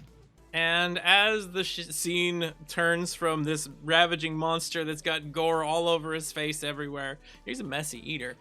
We see the other 2 security guards kind of staring in horror, both of them smoking, one missing an arm, and the scene fades out as we go to our break for the evening. We'll be back in about 10 minutes, everybody. Hope you're enjoying yourselves. Hope you're having a good time. Get some drinks, get some food, and join us again in 10 minutes when we return. Hello, everyone, and welcome back to Delinquents. Hope you have had a nice little break. Relaxed, got some food, got some drinks, got your snacks and your pork rinds. And/or sandwiches. And/or sandwiches. Thank you for picking Your chicken, that one. Diane. Ty. Oh, yeah. Hopefully I'm not picking it out of my teeth. I had dinner way too fast. That's what I've done. So we will return to the action at hand and see what happens next in this train wreck. I mean, beautiful heist that we're having going on right now. It's going according to plan. Here we are. So, the last thing that had happened was, right, there was a fight going on in the harbor, on the docks, and we were at the harbor master's office, preparing to go upstairs and disable the locks on the ship and maybe turn the turrets off. Maybe. We'll see if that happens. When at that moment, the door begins to open as the security agent in the room with B and Clarion falls to the floor onto his face very heavily. Loud thump, difficult not to hear. And when the door opens, you see the administrative assistant standing there. What happened? He said a bug bit him, and my assistant went to get him help with the first aid kit, but he just fell over. If you would I be, don't know. please roll charming to lie again to this individual. Oh! Let me ace that. Okay, okay. Your opponent does Clara have found first aid kit. Your opponent does have a 20 to recognize that you aren't telling the truth. And you get a 20! Alright, so you just narrowly avoid giving yourself away based on this character's knowledge of some of the individuals on this outpost and what they might do all the time. So give me your closest to giving it away without giving it away way of saying what you're saying. He said that he was bit by a bug, and now he's got a little hole in his neck, just like the bugs on Myosinus. You know, I've spent a lot of time on Myosinus. I know a lot about the bugs there. Would you like me to tell you more? No, thank you. Let me call for a medic real quick, and then we will see what's happening next. This is all very... My assistant confusing. is a medic. Mom hired her specifically for that. Because I guess I get in a lot of... If you will stay right where you are, please. You and your automaton can just scoot over to the corner.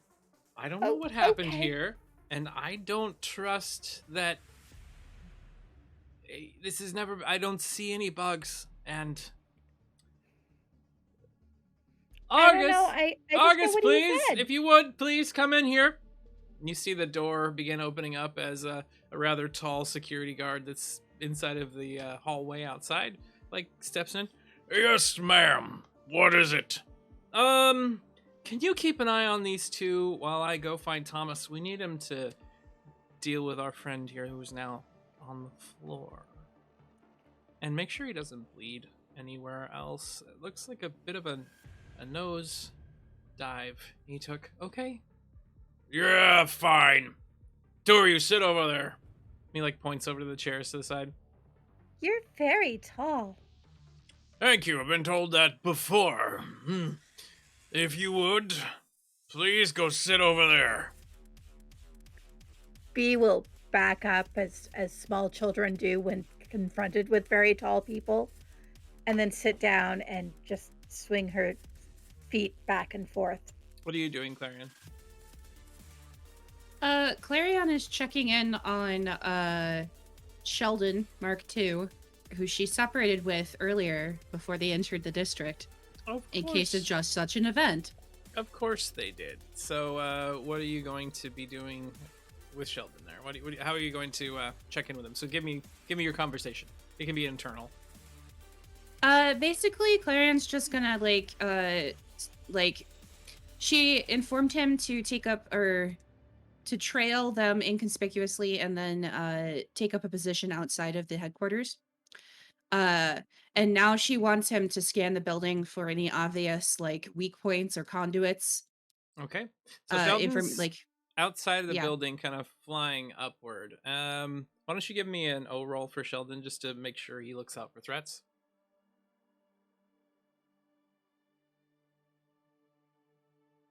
Sheldon is currently unaware of various threats that might be outside. Oh, you're gonna ace that. Okay. I didn't like that number. That's a better 14's number. better. So, Sheldon gives you an affirmative. Yes, right away. I happen to see that there are multiple conduits leading up through the top of the building and out through the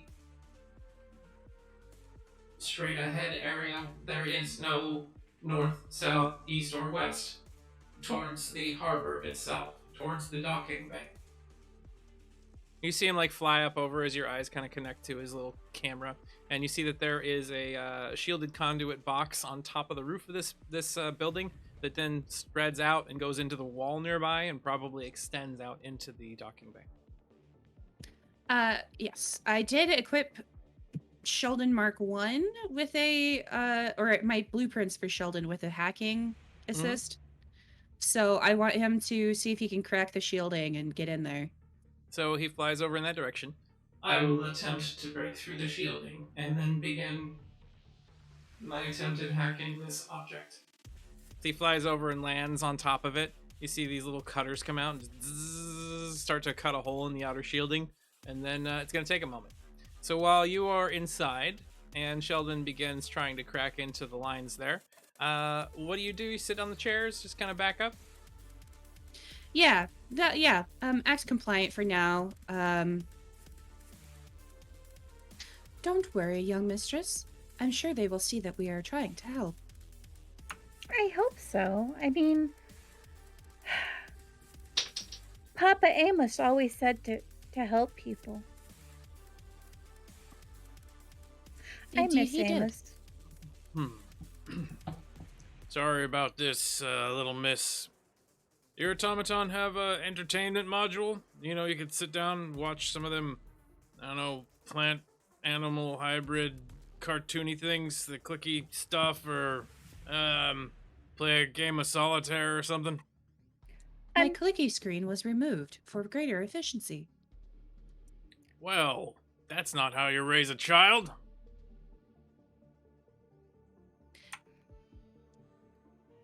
Young mistress's mother would disagree with that statement. However, I have been told not to argue. She one of those anti-screen time moms. I hate those types. Yeah, she's kind of absent too a lot of the time. So she's gone all the time and she keeps all your entertainment from you? What kind of mother is it? I've got some markers. Oh, you can color. Haha. You see him like walk over to the bin nearby and grab out a couple of pieces of balled up paper. You see him like smoothing them out, trying to get rid of the wrinkles.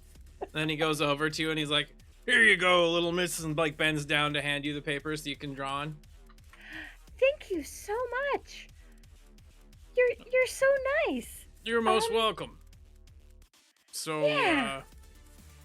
At that point, Zep standing nearby just goes, "Do you want me to kill him?"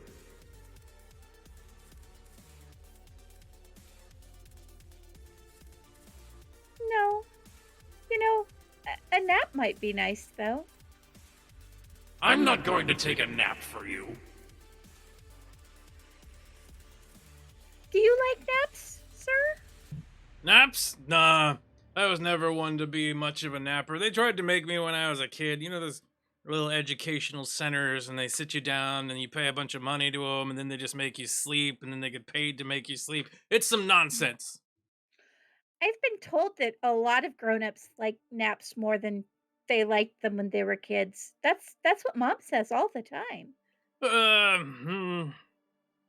Sleeping's for when you're dead. And the door opens up at that moment. You see the administrative assistant walk out with the medic. They come over to take a look at the body. Well, now what? He wasn't drinking on the job again, was he?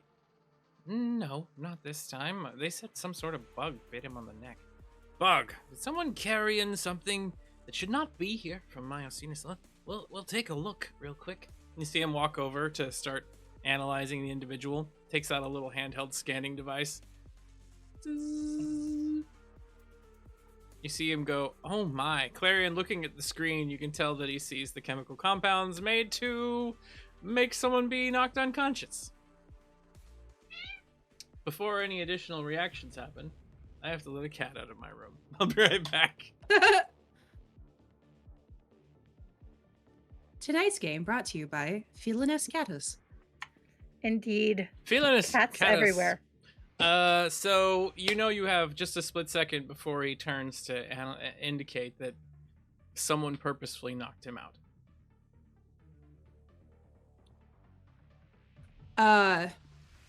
Clarion looks at B.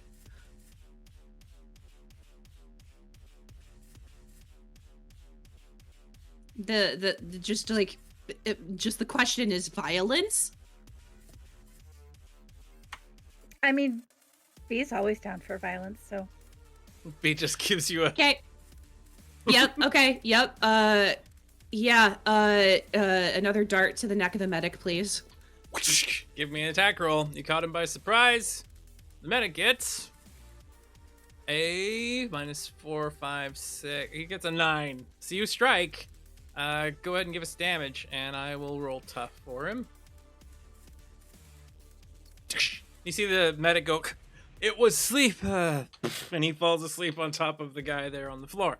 The administrative assistant, now seeing that you had a dart, goes, "Oh," and turns and goes to run out of the room, and the security guard that's standing there turns over and looks over. "Rogue AIs! I knew it!" And you see him like grab for an electric baton at his waist, and then he swings it at Clarion. Zep, go ahead. Now you want my assistance. So what do you have Zep do, B? I am going to have him. Actually, I'm going to have him stop the assistant Okay. so that she's not able to run out. Just pick her up and hold her.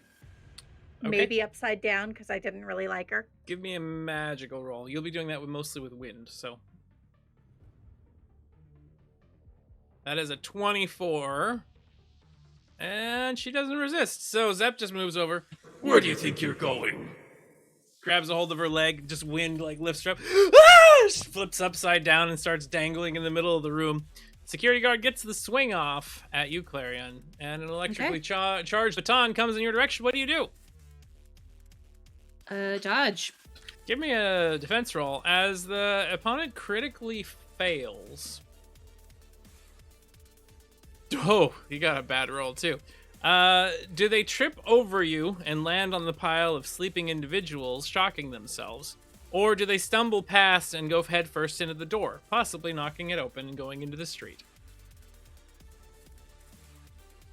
I would like them to stun themselves, please. All right, so they fall over, trip over you. I'm going to have that cause a small amount of damage to you. So you take 3 points. That's small enough, I guess. To your left leg, or left arm. Left arm, yes. 3 damage to your left arm, which you don't need to take a wound for, I'm assuming. He's got plenty of health. And as they fall down, that stun baton comes down and just against their chest, hitting the other 2 nearby. He hits himself strong enough or hard enough that he just and passes out. There's now a pile of 3 bodies in the middle of the room.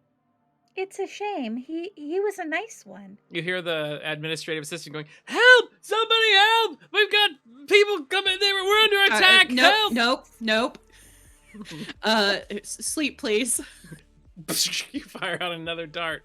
Give us an attack roll. They are being held still, so should be fine. And you are able to hit them. Give us some damage. I'll roll toughness. This individual then goes night-night. She yelled a couple times and then just and just dangles limply upside down as Zep is holding her. As soon as she passes out, Zep just lets go. I'm not gonna hold on to that. Should we move them behind the desk, Clarion? Yes, we should. B, being B, will go grab the foot of the big guy and try to pull him. Give me a and strong fail roll utterly. as you attempt to drag them off of each other into around the corner. Ooh, you have strength you did not know you had.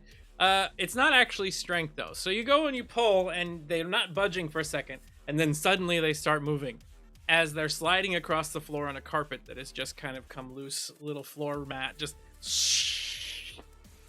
You slide them around the corner, struggling a little bit, getting a bit sweaty from the extra exertion, and then you have all 3 of those behind the desk while Clarion assists with getting the last one. And they're all kind of piled up, so anybody that looks to the side will see feet one way or another.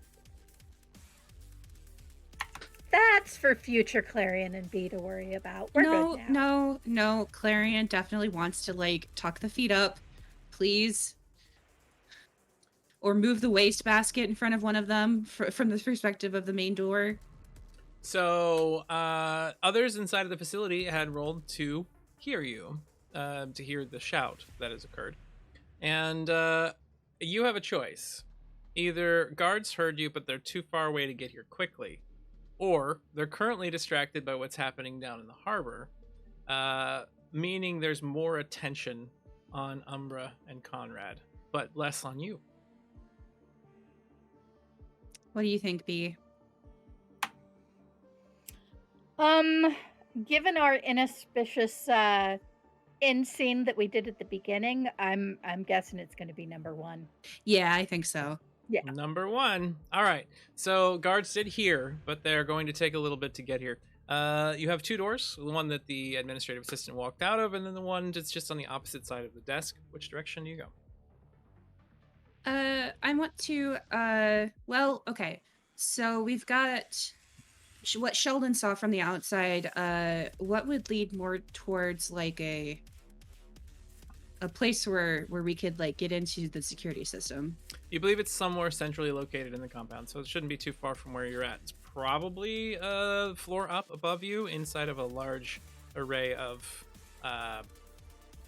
basically like a computer room that has a large glass window that's facing out into the docking bay. Oh, interesting. Okay. And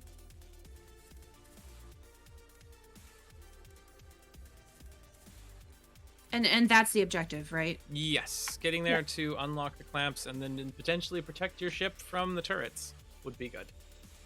Okay. Then Clarion would like to check both doors to see which one has this closer staircase. So the door directly that the administrative assistant came out of was the one to the right of the desk. Has a small hallway and a couple of offices with like tags on them. The harbor master's room is at the very end of the hall. The other door, on the other hand, has a horseshoe-shaped hallway. Basically, you can only see part of it, that goes off to your left and then starts going around the corner. So one of them is more of a dead end than the other, although you haven't checked the other doors in the main hall, or in the harbor master's hall. Okay. I'm I've leaning used towards my horseshoe. I've used my electronic wrist thingamajig before to get like an internal layout of a place, right? Yes, while you were already connected to its equipment. Oh, okay. Never mind then. Well, then let's move quickly and check down the harbor master's hall. All right, you want to go down the harbor master's hall? There is a couple of nameplates on the doors in here. There's only one door that doesn't have a nameplate on it. One of the nameplates is a security office. One of them seems to be supplies and storage. Then there's the harbor master's door, which as you are walking down the hall, you hear, "That you, Janine? You can send those individuals in now. I'd like to speak with them. It's been quite some time. Bit of a delay. I have a lot to do, and I would like to get home at a reasonable hour tonight."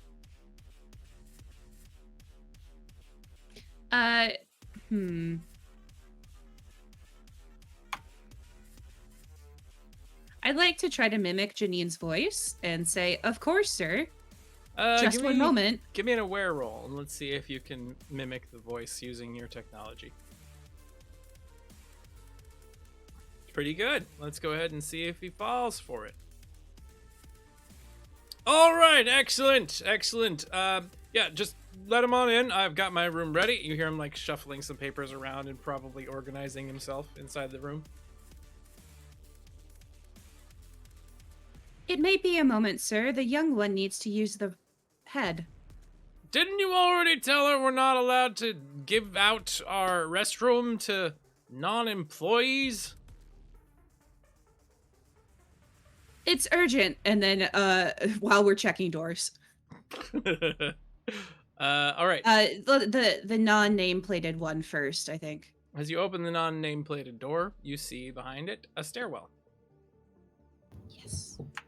Perfect. So you open that up and head up the stairs. As you go up towards the top of the stairs, there is another door there. This one seems to have a little mechanical object to the side of the door. You believe it's some sort of security pass. At this moment, you get a message back, of course, from Sheldon. I was about to ask how he's doing. I have cut through the outer shielding. There seems to be a security trip line as another layer of defense here. Should I try to hack through it? Yes. Be cautious. I will, of course, as always.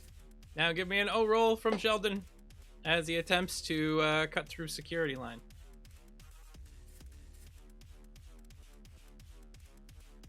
Are you good with a 14? Not with that question.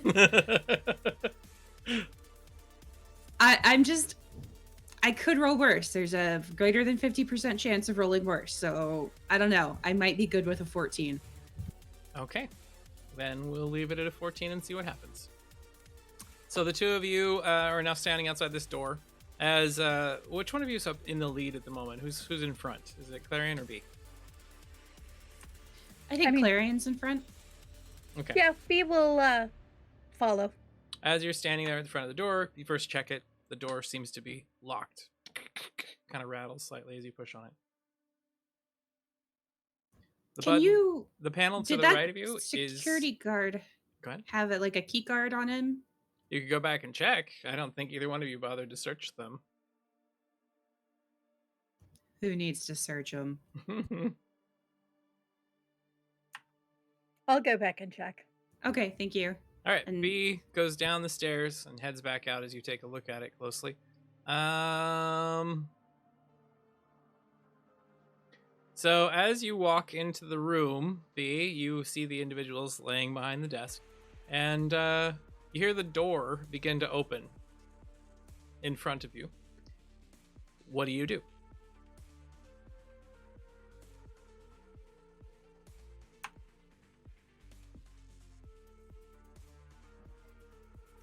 I'm gonna roll a coin. Give me a second here.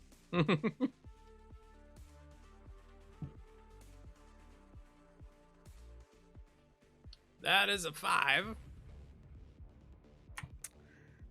She will duck back down the hall, run up the stairs, and tell Clarion somebody's coming. All right, so you run away as the door comes open. You hear someone, like, muffled sounds of someone shouting for a second out in the hall, and then they go silent. So B, you rush up the stairs, and just a moment after leaving Clarion, B comes running back up the stairwell behind you. Somebody just came in. I see. Yeah, Clarion's gonna try and hack from this side. Going for it. All right, so you try to attach yourself in through your electronic wrist thingamajig. Give me a brains roll as you proceed to try to hack the door. That is a 16. This lock is stronger than that. As you start working on it, you see that it's pretty well made. It seems to be using a series of interconnected magnets that all resonate at certain frequencies that would require it all to be pulled down at once. You think that a device that happens to have 3 separate strips on it of magnets could pull it in the right direction, but doing it yourself would require you to either craft something, which might take you some time, or break it somehow. And we don't have time, so it's gonna have to be breaking it. All right, force it is. What type of force are you using against this locking mechanism?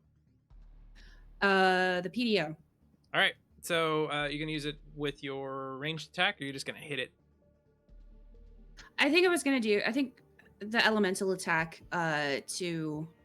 Can I channel like a electric element and get it to like be magnetic? Just like scramble the magnets? Magnetism is part of the electricity sphere, so you could attempt to do that. Give me a brains roll as you try to channel it just into electromagnetism rather than a lightning bolt. All right, so you turn this thing on and then you just rake it down real hard. Give me a damage roll. As long as it's high enough, it'll pull all those pins into place. And suddenly the door just and pops open. You feel the lock in front of it that's connected to it kind of sizzle and pop. Some sparks come out of it, and there's a dented section in the bottom. You don't think that's going to be able to be used again. Well, I suppose we can't lock it behind us. Onward. As you bust that door in and you step into the hallway, red lights begin spinning, and you hear an alarm noise pick up in the distance. And the scene fades to black as we trade out and head back to the game of darts in session. Oh, how exciting. So, if you would for me, Roland, as you're standing there, you and the good Captain Crowe have remained roughly neck and neck. As he's standing there, you throw out another 60, and he just puts his dart next to yours. It's interesting to me, Captain, that one of your skill feels the need to have custom-made dots. Ah, yes. It's interesting to me, dear Reverend, that someone of your skill needs to use magic to assist him. And tell me, sir, are you a friend of Hector? Hector. And then Reverend like throws another one. No look.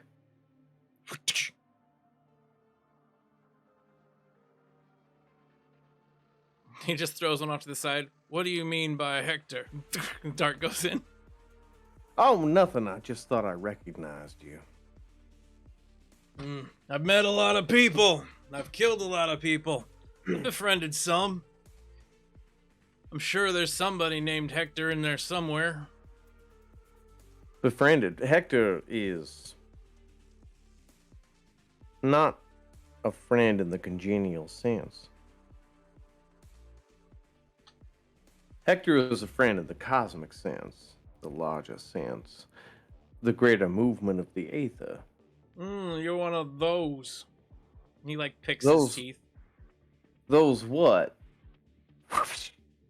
Individuals who believe in some sort of cosmic confluence of things.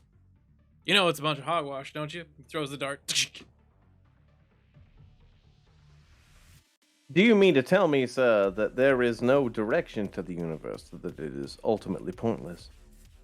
That is not what I'm saying at all. You see, each and every one of us, and each and every one of these beings out here, and each one of these eternals and grandiose individuals who consider themselves gods and the like, it's just power. It's just control. He throws the dart this time, and it circles the room before going into the spot that gives him the points he needs to win that game. Well, to match you with the same goal. You both arrived at the 150. So he turns to you and looks at you and goes, I'm saying that the path laid out before us is one we create. I'm telling you that true power is powerlessness. However, and then Reverend just like biffs his last shot. It seems you've beaten me, sir. Seems I have. He reaches How over. unfortunate for me that I shall now be known as the third greatest dartsmith in all of shit. Wherever we are. Saberhold. Yeah, that's the place. Mm-hmm. Yeah, well, it's been fun, and I appreciate this rousing game that we've had here, but I believe you do owe me someone who's actually good at darts. Why, in fact, I do. How observant of you. Let me point you to the finest dart slayer in Saberhold. Man, why would you And keep then the darts? Reverend motions over to Leifei. Him? Why, yes. A true cunning master. Are you certain it's him? I mean, he looks more like a hairdresser. It's part of his flair, sir. He travels with a retinue. He uses music to keep him focused. He is, I swear to you, entirely 100% all about the game. Well, if he doesn't cheat like you do, maybe there's more to it. I didn't cheat, sir. I merely leveled the playing field. You went first, if you remember. I leveled the playing field. How fun! We should continue playing one day. However, that's your real mark. He looks over at Leifei. So you all he says you are? You actually good at this game? Not a pretender? Did you say something about a game? Not a Are you not hearing me? You're talking to me. Is he deaf? A man places his eyes on greatness and does not understand. It is okay. And then the Reverend puts a hand on his shoulder.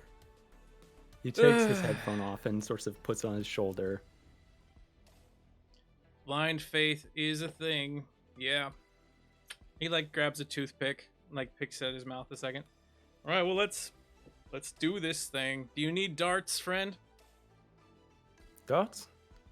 Certainly not. I have my own. Really now? Oh yeah. Excellent. I certainly don't use them always for dart throwing, but they have their uses everywhere. Tell you what, we'll make this interesting as well. I insist.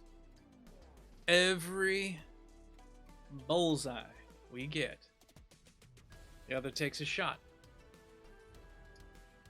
Slams a beer bottle down on the table, or alcohol on the table. Sure. Then, and he pours one out for himself from Roland's bottle. To my first.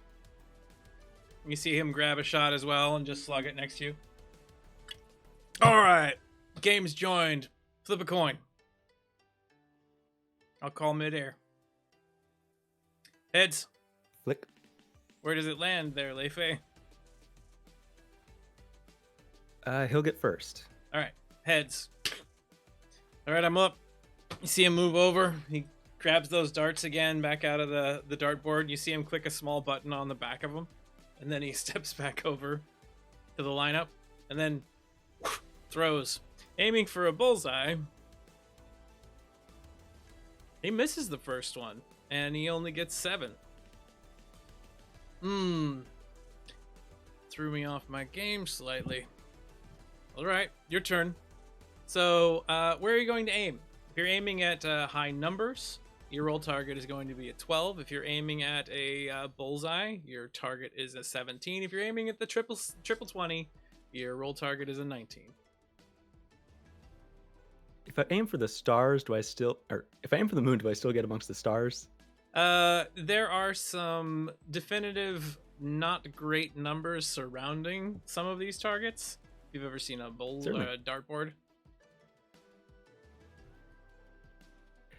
And I'd like to ask one more thing. Yes. I'm a still mind. You are still mind. So, when I am last in the round, I can add a d6 to any roll. You can, because you're taking the lower of the initiative. All right. And this is agile? This is agile, and based on your knowledge of his approach, you feel like if you were to... If he doesn't do well, if you give him praise, he'll get frustrated, which will make his game worse.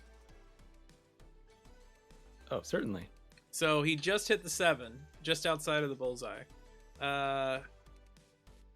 Do you do anything at this moment, or are you going to wait? I'm throwing. All right, so you step up to the plate there, and you aiming for high number, one of the Yeah, I'm aiming for 20s? the stars. Okay. I get an 11 plus... All right, so you gotta 4, get a 15. 19 or higher to hit the triple 20. Go ahead and give us a roll, and we'll see where you end up. Oh, sorry. I already rolled. Oh, right. 15 total. 15. So, where's that roll at? It's not on... Oh, there it is, 11 and 4. 15. And you want to keep that one. Give me a D8. Certainly. Call out what you get. 8. 8. You actually land it in the double 20 and not the triple. So you get a good score still on that one. He looks over to you. Not bad. Not bad. All right. He steps up, gets ready, throws it towards the bullseye again. He misses very bad this time. And he ends up putting it in the 1. You see him look at it and a big frown appears on his face. He looks at the darts like something's happened. And then he looks at And Roland. better than last time from you. What? I'll show you a slow starter. But I I'm mean, not by a the end of the slow game... starter. Just take your turn.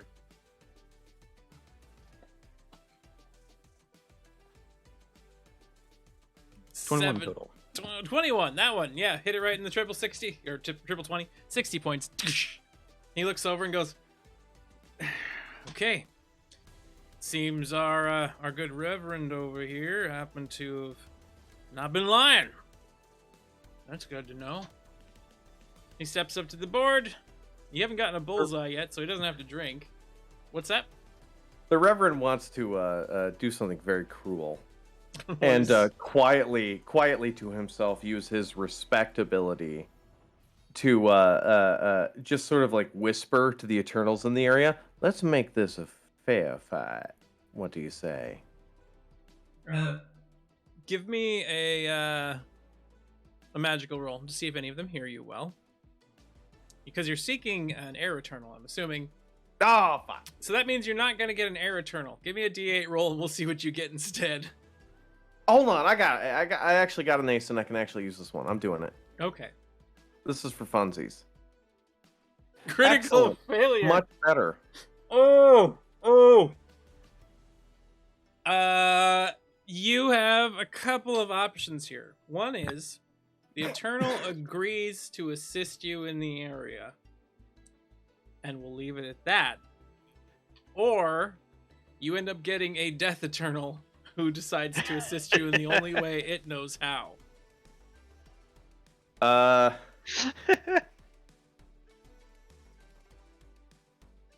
I think we'll go for the Death Eternal, and the Reverend isn't paying close enough attention to realize that he has just played with fire.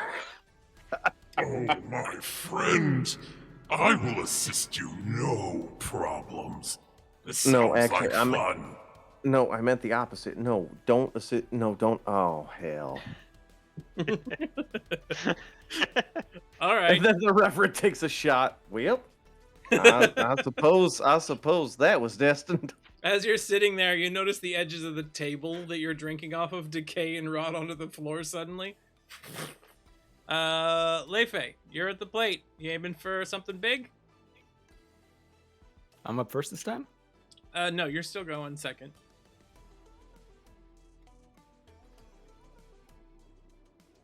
And he hasn't gone yet. He did. Did he not? No, he hadn't gone yet. Okay, Oh. yeah. He was doing it at this point. He's a bit flustered. All right. Dart goes out. Mid-flight, you see the dart start to corrode slightly and twist sideways and slam into a different spot on the board than intended. It strikes the 20, but you see Marcus standing there, look at it and go, "What the hell?" He slaps him on the shoulder. There, what I was saying earlier. You and... You're getting into your groove, man. Damn it. He hits his belt. Roland, you can't help but notice that as he smacks himself in the hips in frustration, he's done this a couple of times. You notice that his key starts slipping slightly. Now it's Leife's turn. 24 total. 24. You throw your dart, Jesus. and in midair, you see something that looks almost like a fingertip brush the edge of your dart. It starts spiraling, and a hole of it starts disintegrating away. And as it hits the dartboard, you see the dartboard have a big black patch just across it. Whoa, Captain Crowe Now. looks at you and goes, "Okay, so that wasn't just aimed at me. What's going on in here?" Did you make a bad deal with somebody? Probably. Well, that's probably it. Well, I guess How we'll play about- on anyway. We only got Loser 2 pays more for the darts board? left. Pay for the board? Yeah, we'll take care of it. It's fine. All right. Oh, you already think you lost. Uh, Okay. That's not... No, winner take... Yeah, that's my turn. He goes up and he throws for the triple 20, trying to get his dart to hit it appropriately. And you see his dart spin end over end as the fins get burned away and then bounce off the back of the board and go flying through the room. There, I'm helping. You know what? Honestly, yeah, you're doing great. I'm proud of you. I don't know if anyone's ever said that to you before. But No one's ever said that to me before. Yeah, no. You appreciate my work? Now hold on. I But can't believe it. You actually have praise for me. Yes, you're doing great. I want you to just practice discernment. That's my only note. Otherwise, you do you. I'll do better. Yes, I believe in you. So, as Leifei steps up to the plate once more, you got 2 darts left. You currently have a commanding lead. All right. Time to make this a little bit interesting. And he's gonna throw this blind. Close his eyes and just shoot. Give us the throw. You see Captain Crowe just staring at you very intently. I'll take a couple distractions on this one. Okay. Give us your roll. Yeesh, how do I... -2, whatever this is. All right. Oh! Oh! Okay, so 11. With an 11, you miss pretty sourly. And the dart flies off. You were aiming towards the triple 20, and you hit the double 1. Oof, bad luck on my end. But you might as well. You blindfolded your showing off. He steps forward and like gets ready to throw his final dart, and he goes, "You know what? In the spirit of the game, how about this? Winner take all. Toss it over your back. Best points wins. What do you think?"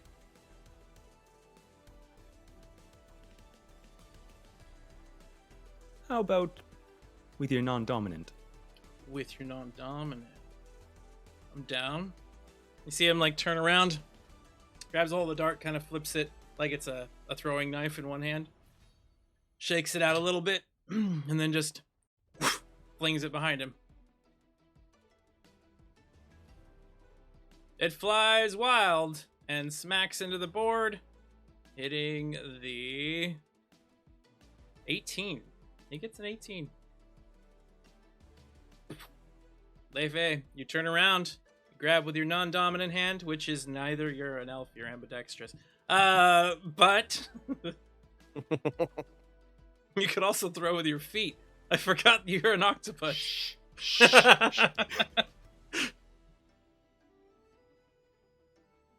We said non-dominant, right?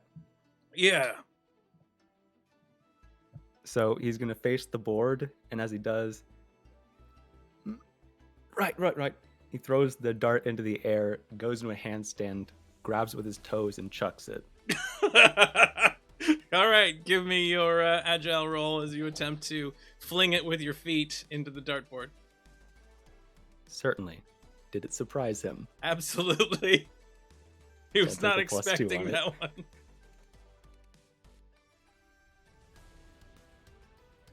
And your 13, D6. 17. With that roll, you can hit it on the board anywhere you want. Where'd you strike? Leifei's a showboat. That's dead center, baby. Dead center. As he sits there, you see the dart flying through the air, and he's staring at it with like wide eyes as it slams dead center into the bullseye. You see him like slam his hands against the hips. Roland, from where you're standing at, the key breaks loose and just kind of rolls under the edge of the table. Roland grabs a shot and walks over to him.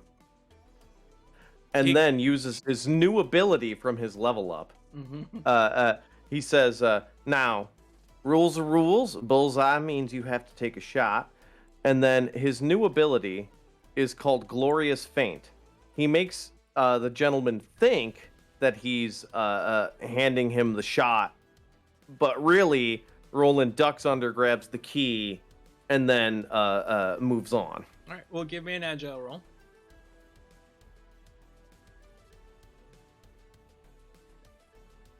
Nice.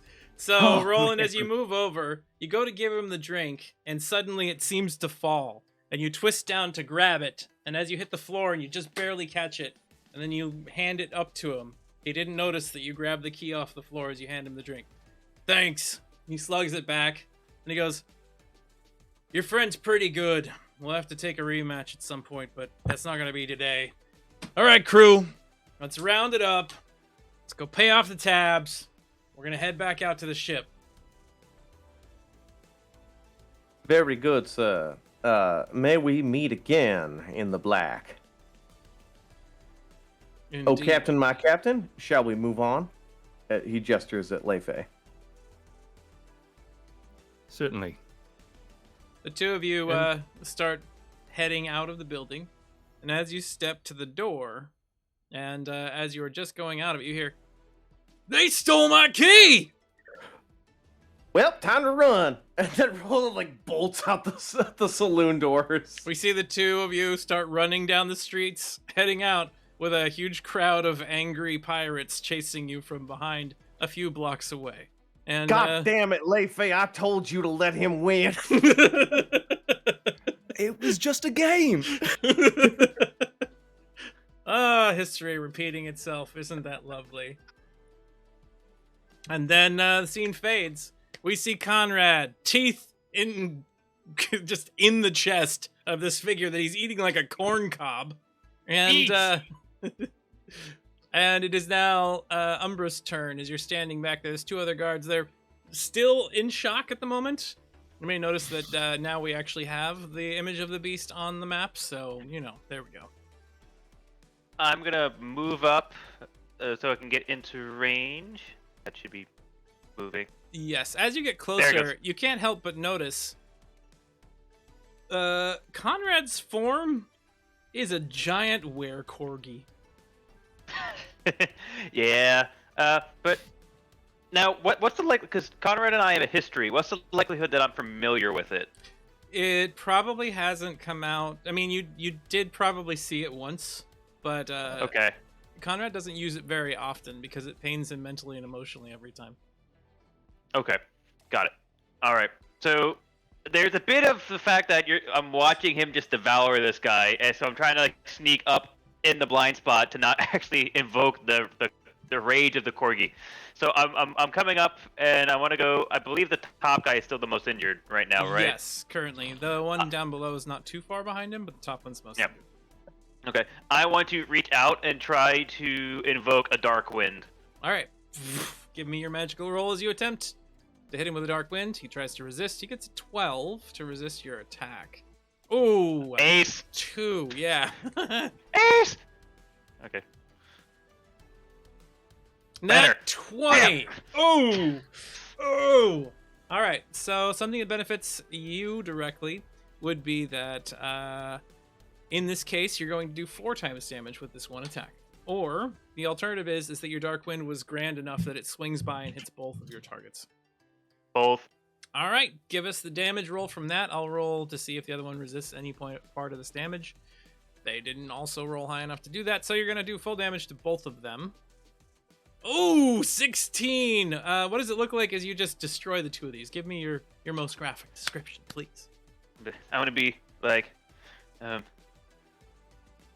worry, boys, I got this. And I grab. I'm still super short, so I grab them like by like the thighs Mm-hmm. and just start like blackness starts coming out of my hands. It's just like it goes from their thighs and it starts working their way up their body. So by the time that Conrad turns around to see what else is going on, I'm just holding like ash. As you like lift them up, you see them just decaying away, screaming as skeletons kind of turn into powder. And as they both are disintegrated away in front of you, and you're left there with the were-corgi nearby. Hi, puppy. Good boy. Good boy. Can I mount you, or is that off the table? Would you like to be a mighty steed?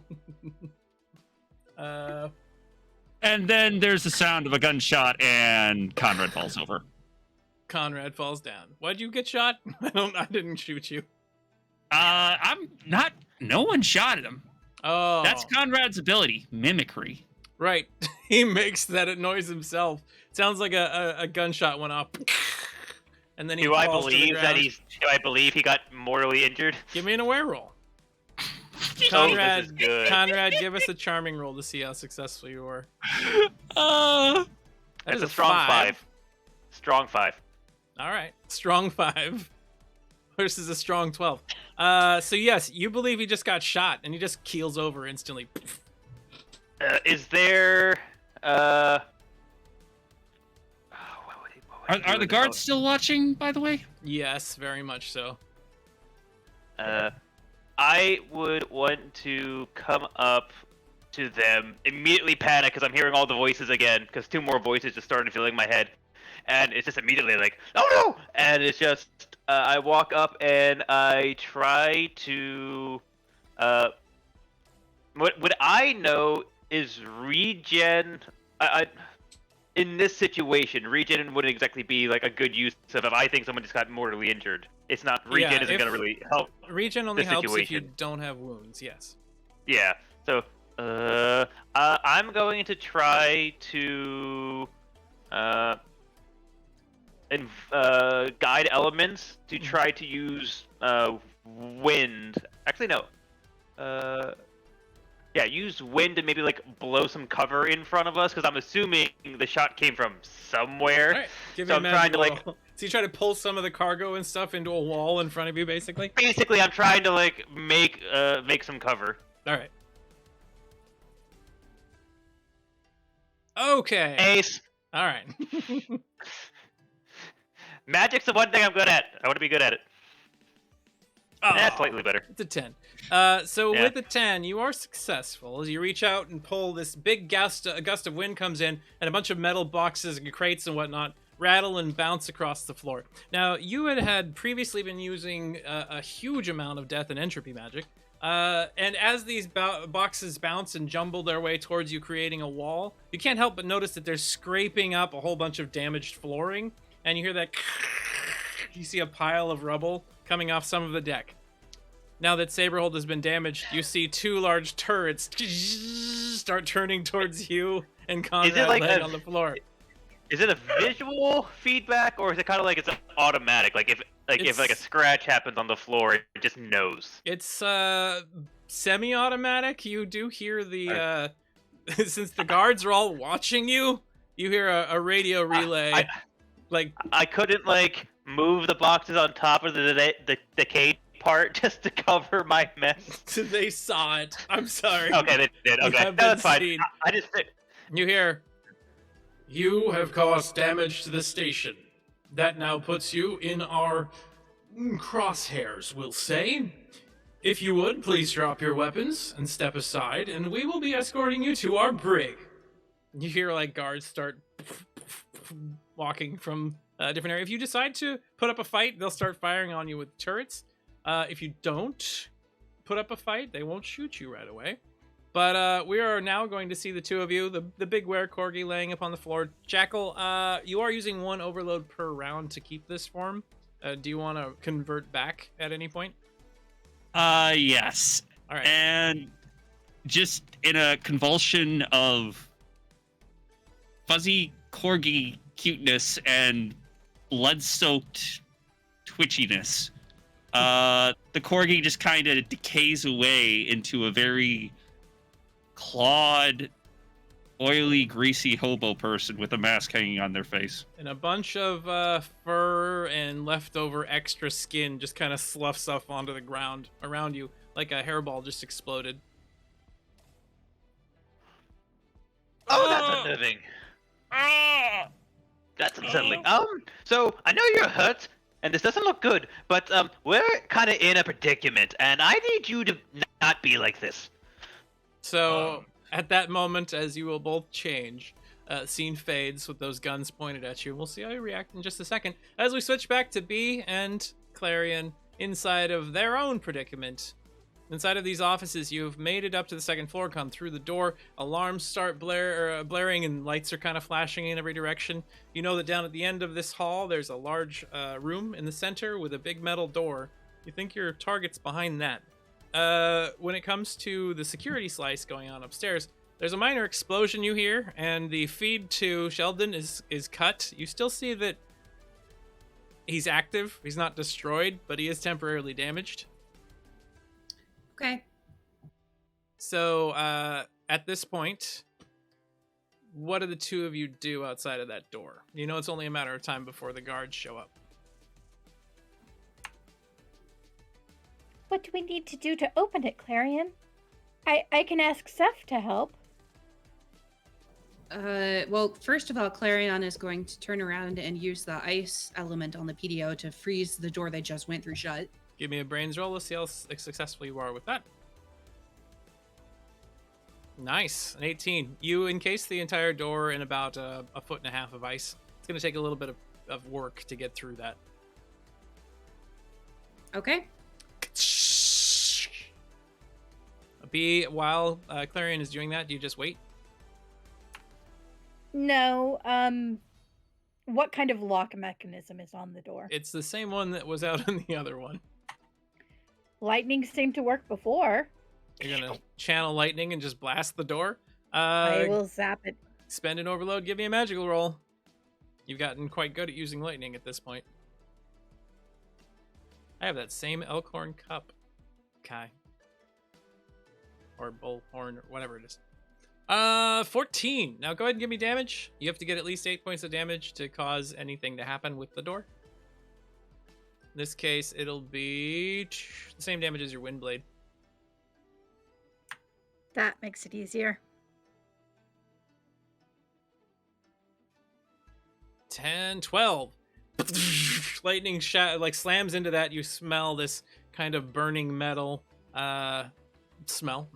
And then the door just kind of clicks open real fast. And then another spark happens, and then smoke begins rising from the panel next to the door. I got it, Clarion!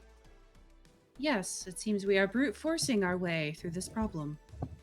It seems logical at this point. So you rush in through the door, freezing one and having this one here. You see a whole bunch of panels out in front of you that have a large, probably bulletproof glass sheet on the far wall that looks down into the hangar. Every single one of these consoles kind of controls a different section of the hangar, and there is two stunned-looking individuals that work for Saberhold staring at you from here. They bring their hands up suddenly. We don't need any trouble with no war machines or little girls that fling lightning. Okay, Good, could stand you in the leave? corner. Okay, leave her corner. You see one of them start walking towards the corner, and the other one starts going to the door, and then they turn and go back and forth. Clarion just kind of shrugs and lets B handle them and starts figuring out where she needs to tippy-tappy, dipey-hikey. Give me an aware roll just so you can find the right location. Go sit by the ice, but not on the ice because it's really cold and I don't want you guys catching cold. Oh, right. You see the two of them kind of step out there. Clarion using the last ace, I believe.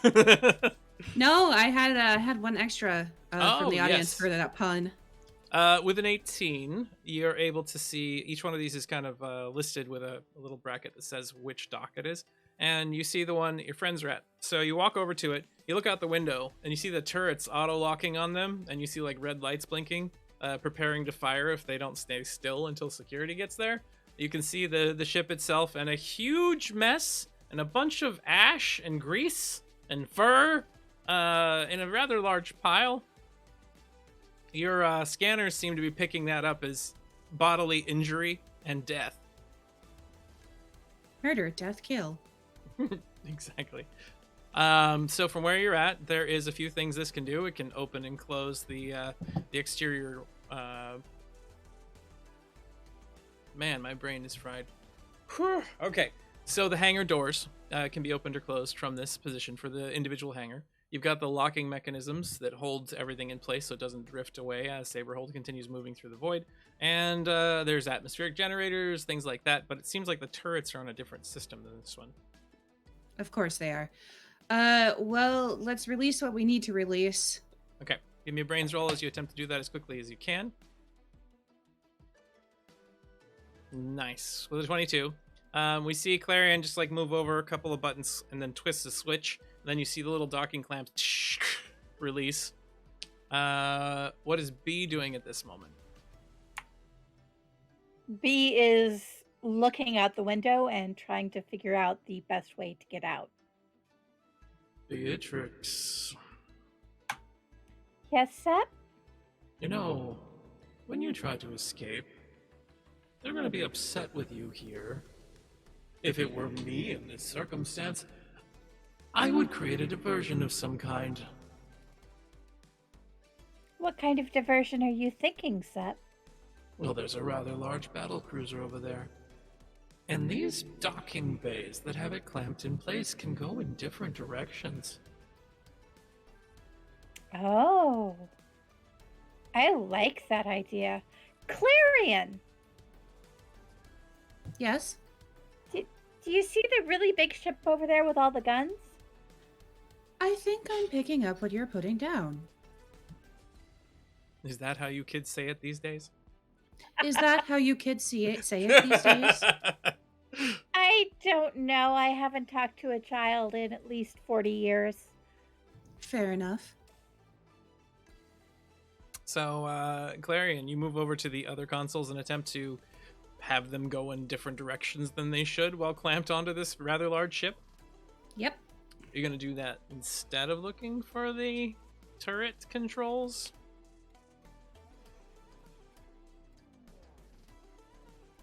I'm going to try to do it quickly and then look for the turret controls.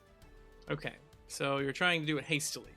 Give me a brains roll, and we'll see if you're able to be successful at this in any way. All right, 14. Is that a question? You proceed to cause them to start moving. You very quickly move through this. You think it's fine.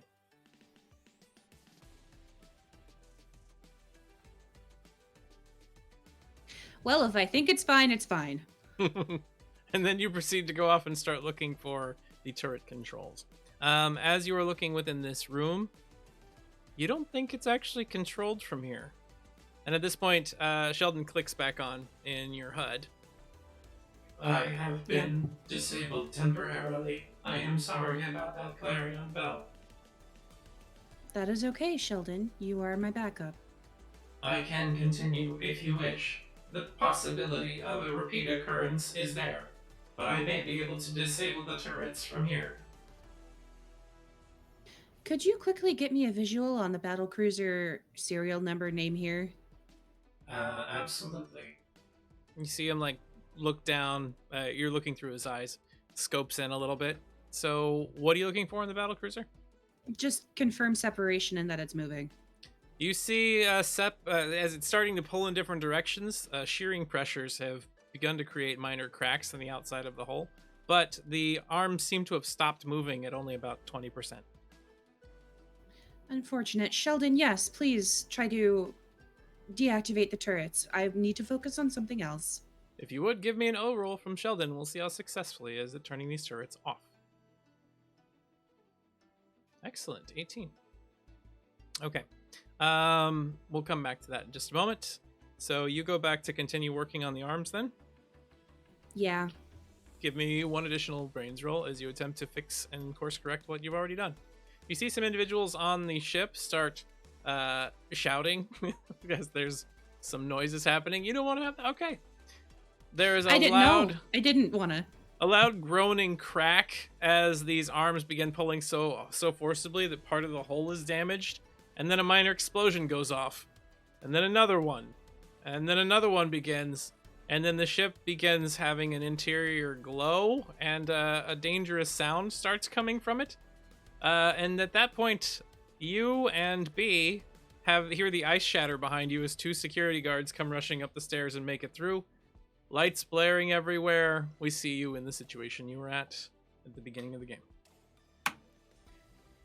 You know, as bad as he is with names, do you think he even got the name right of the ship? I don't think that is important to our situation right now, Beatrix.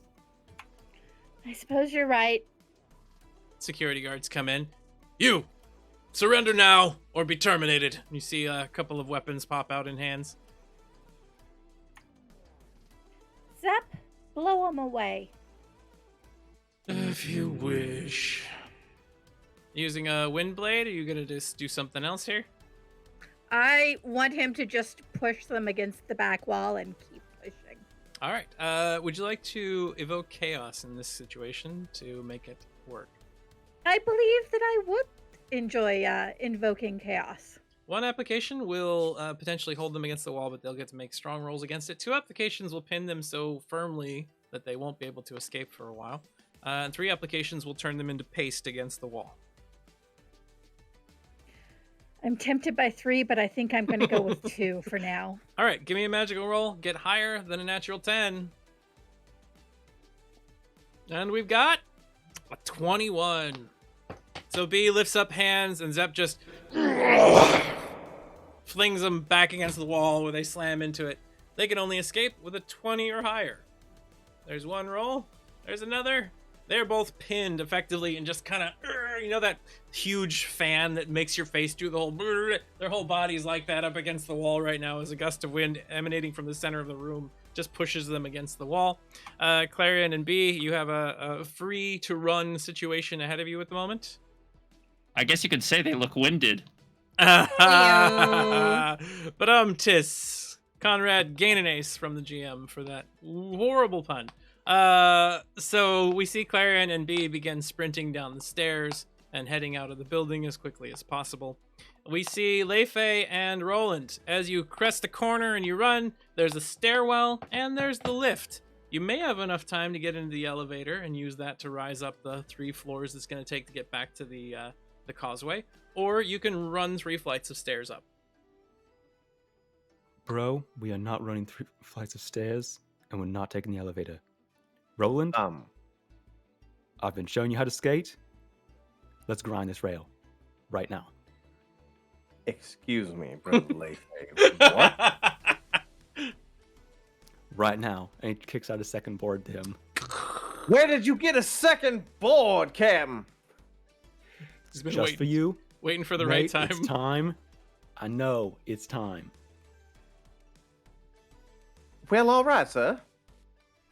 You're in charge. So there is a series of piping that leads down to the ground and then connects to cause or to bring hydration, water, you know, that kind of thing. You could try to go up it. Sure. Yes. All right. So Leifei sprints, gets that run going, then kicks up on his board and tries to start reverse rails grinding up 3 flights. How do you attempt to do this, my friend? I mean, you've already kick-flipped a ship, so whatever. Bro. Space magic.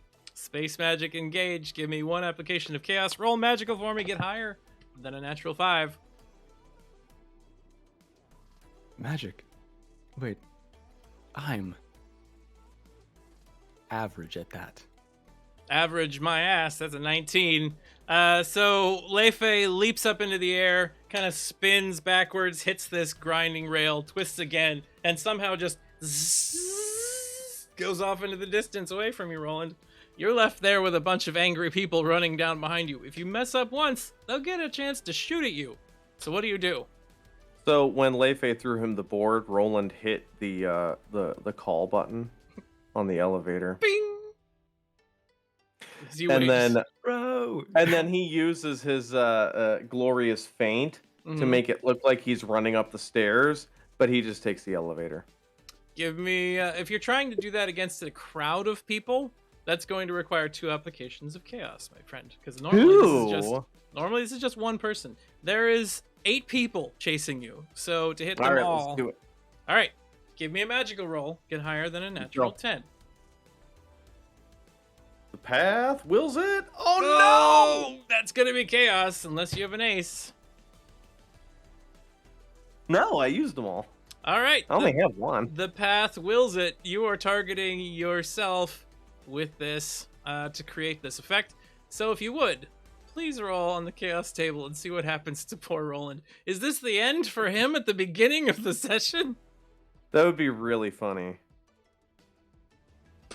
We get a 76. Anyone? Oh! Oh! All right. As you are standing there, and this emanating wave radiates out from you into the elevator, into everybody nearby. Before we do this, Camsteer has given Rolly an ace to try again. Do you want to use it? Is that on the chaos roll or the? I would let or you the use it on either because D100? there is a delay with our audience and they can't be denied. So, Let's re-roll that magic.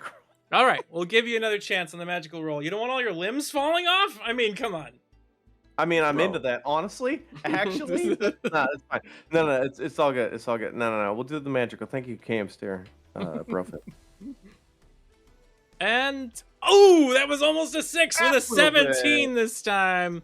Roland starts heading towards the stairs, and like an after image of him kind of starts arcing in that direction, and then he steps instead into the elevator and hides behind the edge as he pushes the button to the next floor. You hear all that entire crowd just, get him, he went up the stairs, you don't kill those sons of bitches, and they just go rushing by. As you're standing there and the door just slowly closes, you just see the crowd. Outside, Leif is grinding up a pipe. Yep.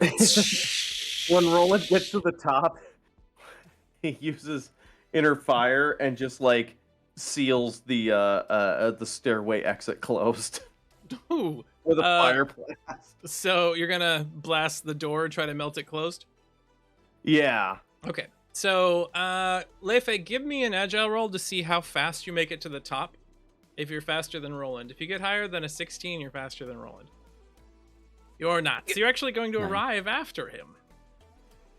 So the bell, ding, and the door slides open, Roland. You see a couple of other pirates like brush past you and step inside the elevator. You walk next to them, and as they stare at you, hello, and you just blast the door.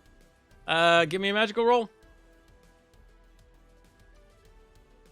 Just to see how successful you are with this. Excellent. That's enough to secure the door. So there's just a fire blast that goes against the side of it. And as you are sitting there welding the door with one hand, the pirates are looking at you. One of those days, huh? Yeah, have you been saved, brother, from the Eternals? We got a crazy one here. Just ignore them. They go away after a while. And you hit them, see one guy at the corner going, close, close, close, click, click, click, click. And the door just... But wait, I haven't told you. Oh, thank God. Camsteer's giving everybody an ace again, by the way. Leif lands. Yes. Lands on the nearby area beside him, hits the ground, sees Sept. He turns over. Whoa, how'd you get up here before me? Oh, I went up. There was another rail, and it had a few. It was less it was faster the way I did it. But the way you did it was more stylish. So you should not feel like I bested you. It's just a dip.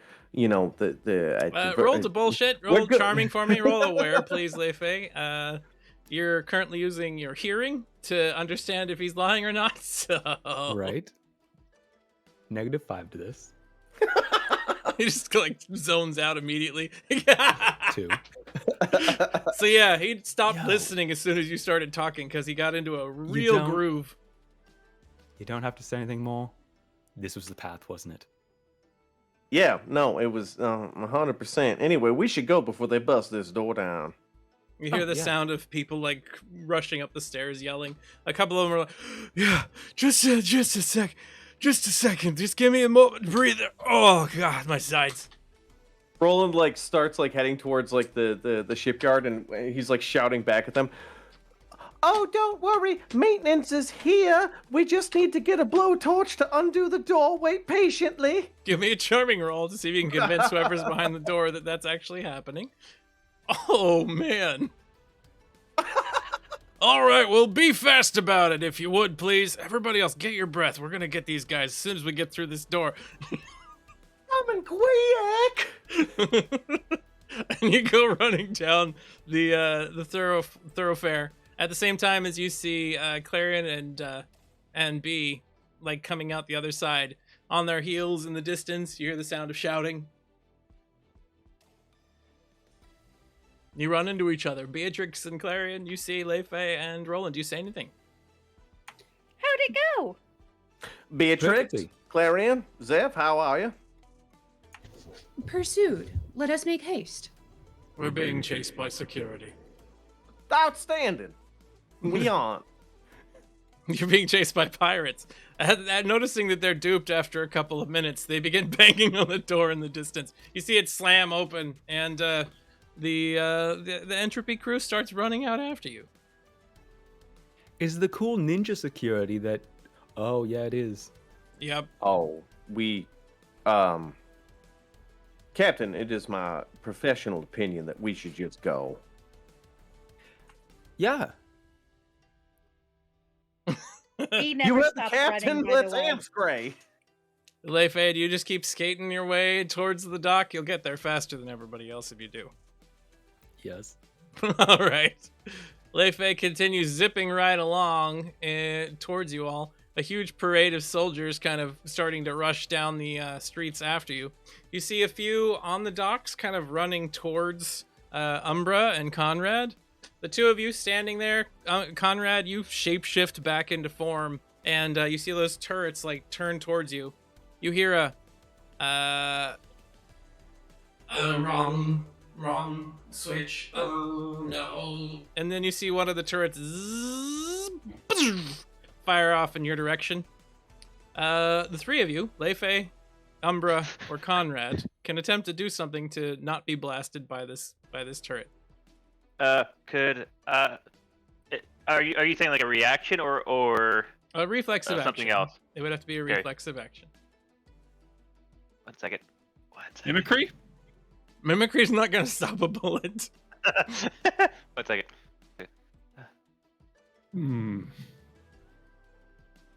Well, I can't use that. Could I use it must have slipped, but just to shift the barrel? Yeah, you could attempt to do that. Just to move the barrel, and if possible, at the people potentially running at us. So it is a heavy object. With Yeah, it I must mean- have slipped. You're not a space mage, so Okay. you would require 2 applications of chaos if you wish to do this. How about if I just want to shift it so it doesn't hit us? Just a little Is would it be a- 1. Yeah. So You know what? Everyone else is doing it. We'll go for 2. I'll see if I can shift it all into right, the here you people go. We're running going at us. to roll magical. Get higher than a 10 to avoid any shenanigans. Gotcha. And you get 15. a 20. Nice. So channeling in a bunch of Dirty energy, 20. you just twist this thing with your hands up, and you see the whole barrel just and twist towards the causeway where all the soldiers are running behind Clarion and B and Roland, and a blast goes off down the hallway past all of you. B and Clarion, give me an agile roll just to stay out of shrapnel range as this thing explodes behind you. Bang! This goes off, but B, you're gonna get clipped by some stuff. There is totally an ace coming. Are you mean from the audience? Is that what you're rating? You're just gonna use your ace. There you go. Oh, ugh. Still not great. You're still gonna be clipped, although you could guide my hand and have. Can I Zach try donate to an assist ace? You cannot. I will use guide by hand. All right. So spend your overload and give me another roll. Zep just goes. You're gonna die. Just move out of the way. But he just shouts at you and nothing happens. That's good. Unfortunately, it looks like you are about to get clipped by some of the shot. There's an ace from Cave Steer to be. You can try again. All right. Thank you. After a while, fate is fate. Ooh, there it is. 19. This time, B is able to just tumble and roll as fragments and piece of a metal cargo crate just zip past you and stick into the boat nearby. In the distance, Clarion, there is a click and a whir as Sheldon goes, I've got it this time. I'm sorry about that, Clarion. I did not mean to set off the turret. Understandable. Less apologizing.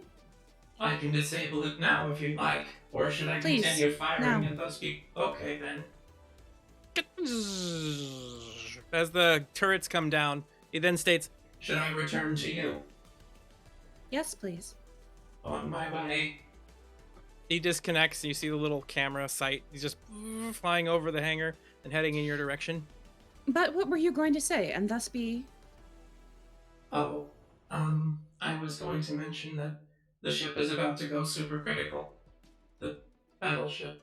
I thought I could hasten that, or maybe separate it so it fires in a Never mind. It's not a thing. Point of order, Clarion rolled brains on that, and I used an ace, and I got a 22. Yes. For which part? For the undoing the clamps on the battle cruiser. Yes. The 22 was exceptionally causing damage at that time. That's what you were doing. Oh. You have caused the energy, the reactor inside of it to start to cascade into a meltdown. No, thank you, Sheldon. All right then. Excellent. I shall return to my bay. We want to be a little bit further away before that goes critical. Then I suggest we hurry. So you rush over to the ship, and as you approach it, Umbra, you're standing there next to it. If you can now state the last number 4, if you haven't yet. We see the table one more time. All right. So once we're all there, we have to get inside, and then someone will need to pilot the vessel out of the station, away from security, and then we're all set. Mate, you know I got it. Rick is a great pilot, and Doesn't I'm a have to pretty be the good elf. navigator. We're doomed. So we see them back at the ship. The little key is necessary to get inside the hatches on this, or to bring down the tiny gangplank. Compared to the Archimedes, this is about a third the size of it. It'll be a little bit crowded to be inside of it, feels like. It likely can't take more crew than all of you. So, as you're standing outside of it, who has the key at this moment? Yeah, that was Roland. You stole it. So, Roland, Umbra, you see that Roland's holding the mag key. Use it! Use it! Roland skids up to the side of the ship, puts it in the... no, he just hits the button. Quick, quick, quick, quick. And you see like the little panel come down. All right, And, everyone inside. I'll be the last. You move in one at a time, going up inside of it. As you're standing there, Roland, the path speaks to you. The path says, "Get the fuck out of the station." As you look into the distance and you can see that battle cruiser beginning to glow white hot and an aura starting to emit from it. And then you see a whole ton of Saberhold soldiers start running in your direction. Yeah. Being the last one left behind, do you say or do anything before you head inside? Roll. How far away are these guys? About 30 feet away. About 30 feet away. And are we pulling away yet, or? You are just about to get in, and the docking clamps have come off, and the ship has turned on as Leifei has engaged the engines from the small single-seat cockpit. We're about to pull away. It's a U-shaped Get flight in the stick chopper. at the front. Rather than using your old-style wheel and movement for everything, there's a U-shaped flight stick and a seat with a bunch of buttons around it. Similar to a piloting cockpit, if you would. Oh, this is high tech. All right. So what do you do, Roland, as your last... Roland is retracting the gangplank, and if it looks like they're getting too close, he does have an action. But otherwise, he's not. He's just gonna like give him the old nod as the gangplank retracts with him on the edge of it. As you're standing there, start lifting off. Some of the security standing behind starts firing weapons. You see ripples appearing around the edge of the ship as the shields start taking little hit after little hit. And then you see the captain of this previous ship, Captain Crowe, standing there on the deck, kind of fuming and staring at you. He just like raises his hand and then he looks at you. Roland flicks like one little dart, and it kind of sails across the air and then lands at his feet. And you see daggers on his face. This isn't the last you've seen of Captain Marcus Crowe. And as the ship starts making its way away from the edge of Saberhold, a little distance out, there's a boom, and a section of it blows out the side. You hear over the radio that gets sent to you, "That is going to be 15 demerits. If you wish to return to Saberhold, you will need to pay the pittance repair on it." You turn off the radio. So And- good job, everybody. I'm morbidly curious to know how much exactly that is. Give me a brains roll. You know damn what? demerits, bunch of goody two-shoes, some bitch pirates. I finally get some lawlessness. Jiminy Christmas. Stop yakking and get to work. A demerit is 2,000 silver, and you got 15 of them, so 30,000 silver 30,000. repairs. And as we see the Euclidean heading off into the distance, Leifei, as you're sitting there, you recognize that there's a couple of interesting buttons around you. You engage some of these, and suddenly you find yourself encased in a bubble that seems to be bending light around the outside of the vessel. And the vehicle sails off into the distance with all of you sitting in these slightly cramped quarters, which was, kind of strange. You're wondering how you're going to have all the cargo work, because it doesn't seem like you can hold a lot. But then Umbra walks down to it and presses a small button in the cargo room, which as you're standing at it suddenly expands and drops and expands and drops and expands, and seems to have some sort of technology that gives it an extraplanar space inside the ship. It's bigger on the inside. That Yeah, is that's what they always say. marvelous. And with that, Umbra, as the ship You are a sails... pathfinder, a bastard, and I love you. As the ship sails into the distance, that ends tonight's episode of The Delinquents. Thank you very much for being here tonight. Hope you've enjoyed yourselves. We will go around the table, we'll give our socials, we'll give our favorite moment of the night, and we'll look forward to next week's game, where we now find out what happens after this, where they go, who they steal from, and what other types of pirately things they might be engaged in. Stay tuned. We'll continue as normal with a random roll to see who goes first. This time, the random roll has told us, Kai, you are up first tonight. Who are you? Where can we find you? And what did you enjoy about tonight's game? Well, my name is Kai Roche. You can find me on Twitter at Real Kai Roche, or on Twitch at, I think, Mascane? That's probably it. I just got this whole camera set up once more, so possibly I might start streaming again now that my face is clear. After all, it has been a good first time returning back to streaming. But my favorite part of this session was probably, and I believe September over there was saying it earlier, but I was very much loving their connection in between. It seemed like they were of like mind, and man, it was so fun bouncing back with you, Ben. Good job. And excellent kick flips and sick rail grinds from both of you. We'll move on from there to Gwen. Your turn. Hello, everybody. I am Gwen McSherry here on Twitch. I don't stream, but you can usually find me right over there in chat.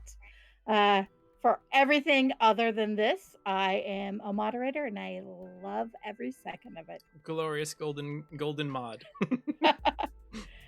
Oh, my favorite moment of tonight. There were so many really, really good ones. I'm going to give it, however, to Conrad the Werecorgi. Magical, magnificent, and eventually B will boop his snoot. Oh, goodness. Don't do that. That's how he turns into a werecorgi. Every single time he wants to do it, he just... All right, moving on from there to Nora. Hi, I'm Nora, aka Zetadine on Twitter, and I have been streaming as Cosmic__Crush, mostly Minecraft, but we'll get into some other games soon. And I am also playing Avery, the anxiety bean, on our lovely Monster Hearts game run by our very own Sanctum Cosplays. Excited to play the next session of that. And you can also find me on Cornfields and Kobolds, a 5th edition actual play podcast, wherever pods are cast. And my favorite moment was probably the moment when Benjamin and Kai hit the dialogue from the flashback scene exactly. That was perfect. That was so well done. We'll move on from there to Jackal. Hello, everyone. I'm Jackal. I play Conrad, now known as the Werecorgi. I was gonna hold off on that for a little bit, but best part of the night. I don't know. I like the married couple dialogue between Conrad and Umbra. Just it's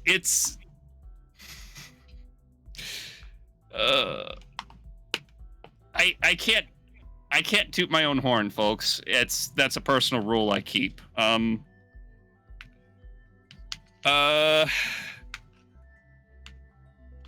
Best part of tonight. Finding out that Ty used an old inside joke for the game. So funny story. It was December when we got the idea together. I was like, "Hey Ty, do you want to do a movie poster?" And it just spiraled out from there. Yeah, the Bork at the Moon, the Were Corgi. And then I saw it in the intro. I'm like, "Oh, we're doing this." We might as well. We had it came up in conversation, wondering if you were a halfling and you were to become a werewolf, would you be a were corgi? And then you wanted the movie poster, so you're a halfling and you're aware. It's one might as well make it real.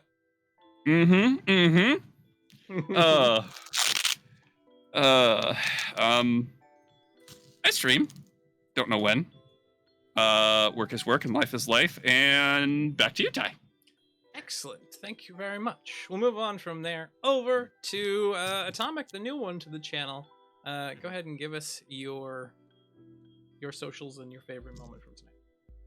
Hi everybody, I'm Atomic, aka Atomic Zero. You can find me on Twitter at @TTV_Atomic Zero. You can find me on Twitch at Atomic Zero.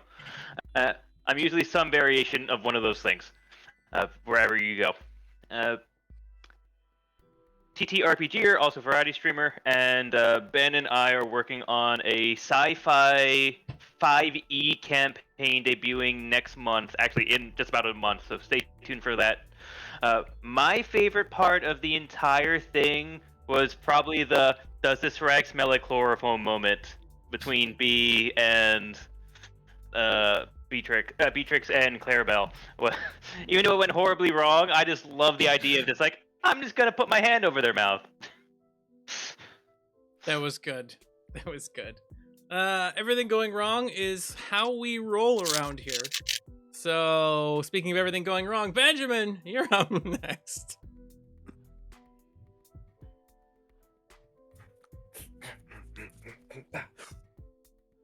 Hey everybody, I'm TT Benjamin. You can find me on Twitter at TTBenjamin1. I'm the host and Dungeon Master of the Lawful Great Adventures podcast, a Pathfinder 1st Edition podcast about 4 friends on a long journey home. You can also find me as Killian Cannon on the Telluride podcast. I will also be performing with Atomic Zero on Esper Genesis Revelations when I'm not here. I hope you got all that. Lawful Great Adventures is actually just launched this week on Tuesday. On Tuesday, its second campaign. I hope you check it out. It's a fun game. I'm very proud of it. I play Killian. No, I don't play Killian Cannon on this one, but he does have a southern accent like Killian Cannon. Oh my god, my I was brain. wondering when you were going to fall into that. Whole week. Anyway, y'all. My favorite part, because Jackal doesn't want to actually claim that technically is his favorite part. I seriously, I super fucking love Atomic and Jackal. I like Umbra and Conrad have just the best vibe. I mean, I'll play with Kai all day, but like, oh my god, just that opening scene with them bickering while they're about to get like blown apart by the turrets, perfect, absolutely, just out the gate, nailed it. So yeah, that's. Well, this has been a wonderful evening. I am so glad to have each and every one of you here to play and back in the chair and going out there and being pirates, delinquent pirates that don't actually have a flag to fly yet.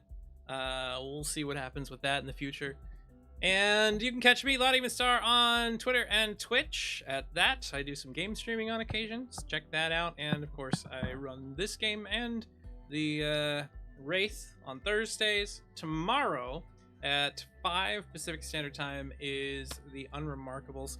Catch that if you would like to as well. And come back next week. When it comes to Misguided Souls, that is on the 20th on our off week. So look forward to that as well. But yeah. in the Bork of the Night, coming to movie theaters near you. They're on the screen now. So No, it needs to be a one shot where we Needs to just be play a pack of weird corgis. Can we have it as like a Agreed. Halloween one shot or something like the that? Halloween one shot. I mean, sure, Yeah. we could probably do something like that. Here, I'll make it bigger for the audience at home just to see it, because this is something that Oh, Jack. Chance You can do it like the so. thing, but amazing. one of the cast members is Yes! a werecorgi, but Yes! you don't know which one is which. Yeah. Oh there'll my be- You never God, know which yes! one's the werecorgi. There'll be crazy things happening, and then eventually there'll be more than one werecorgi because somebody will have gotten bitten, and then there'll be a whodunit or who survives last kind of thing. It'll be great. The Bork plague. Anyway, thank you all for watching, everybody. We appreciate you. We love you all. We will see you next time, and good night.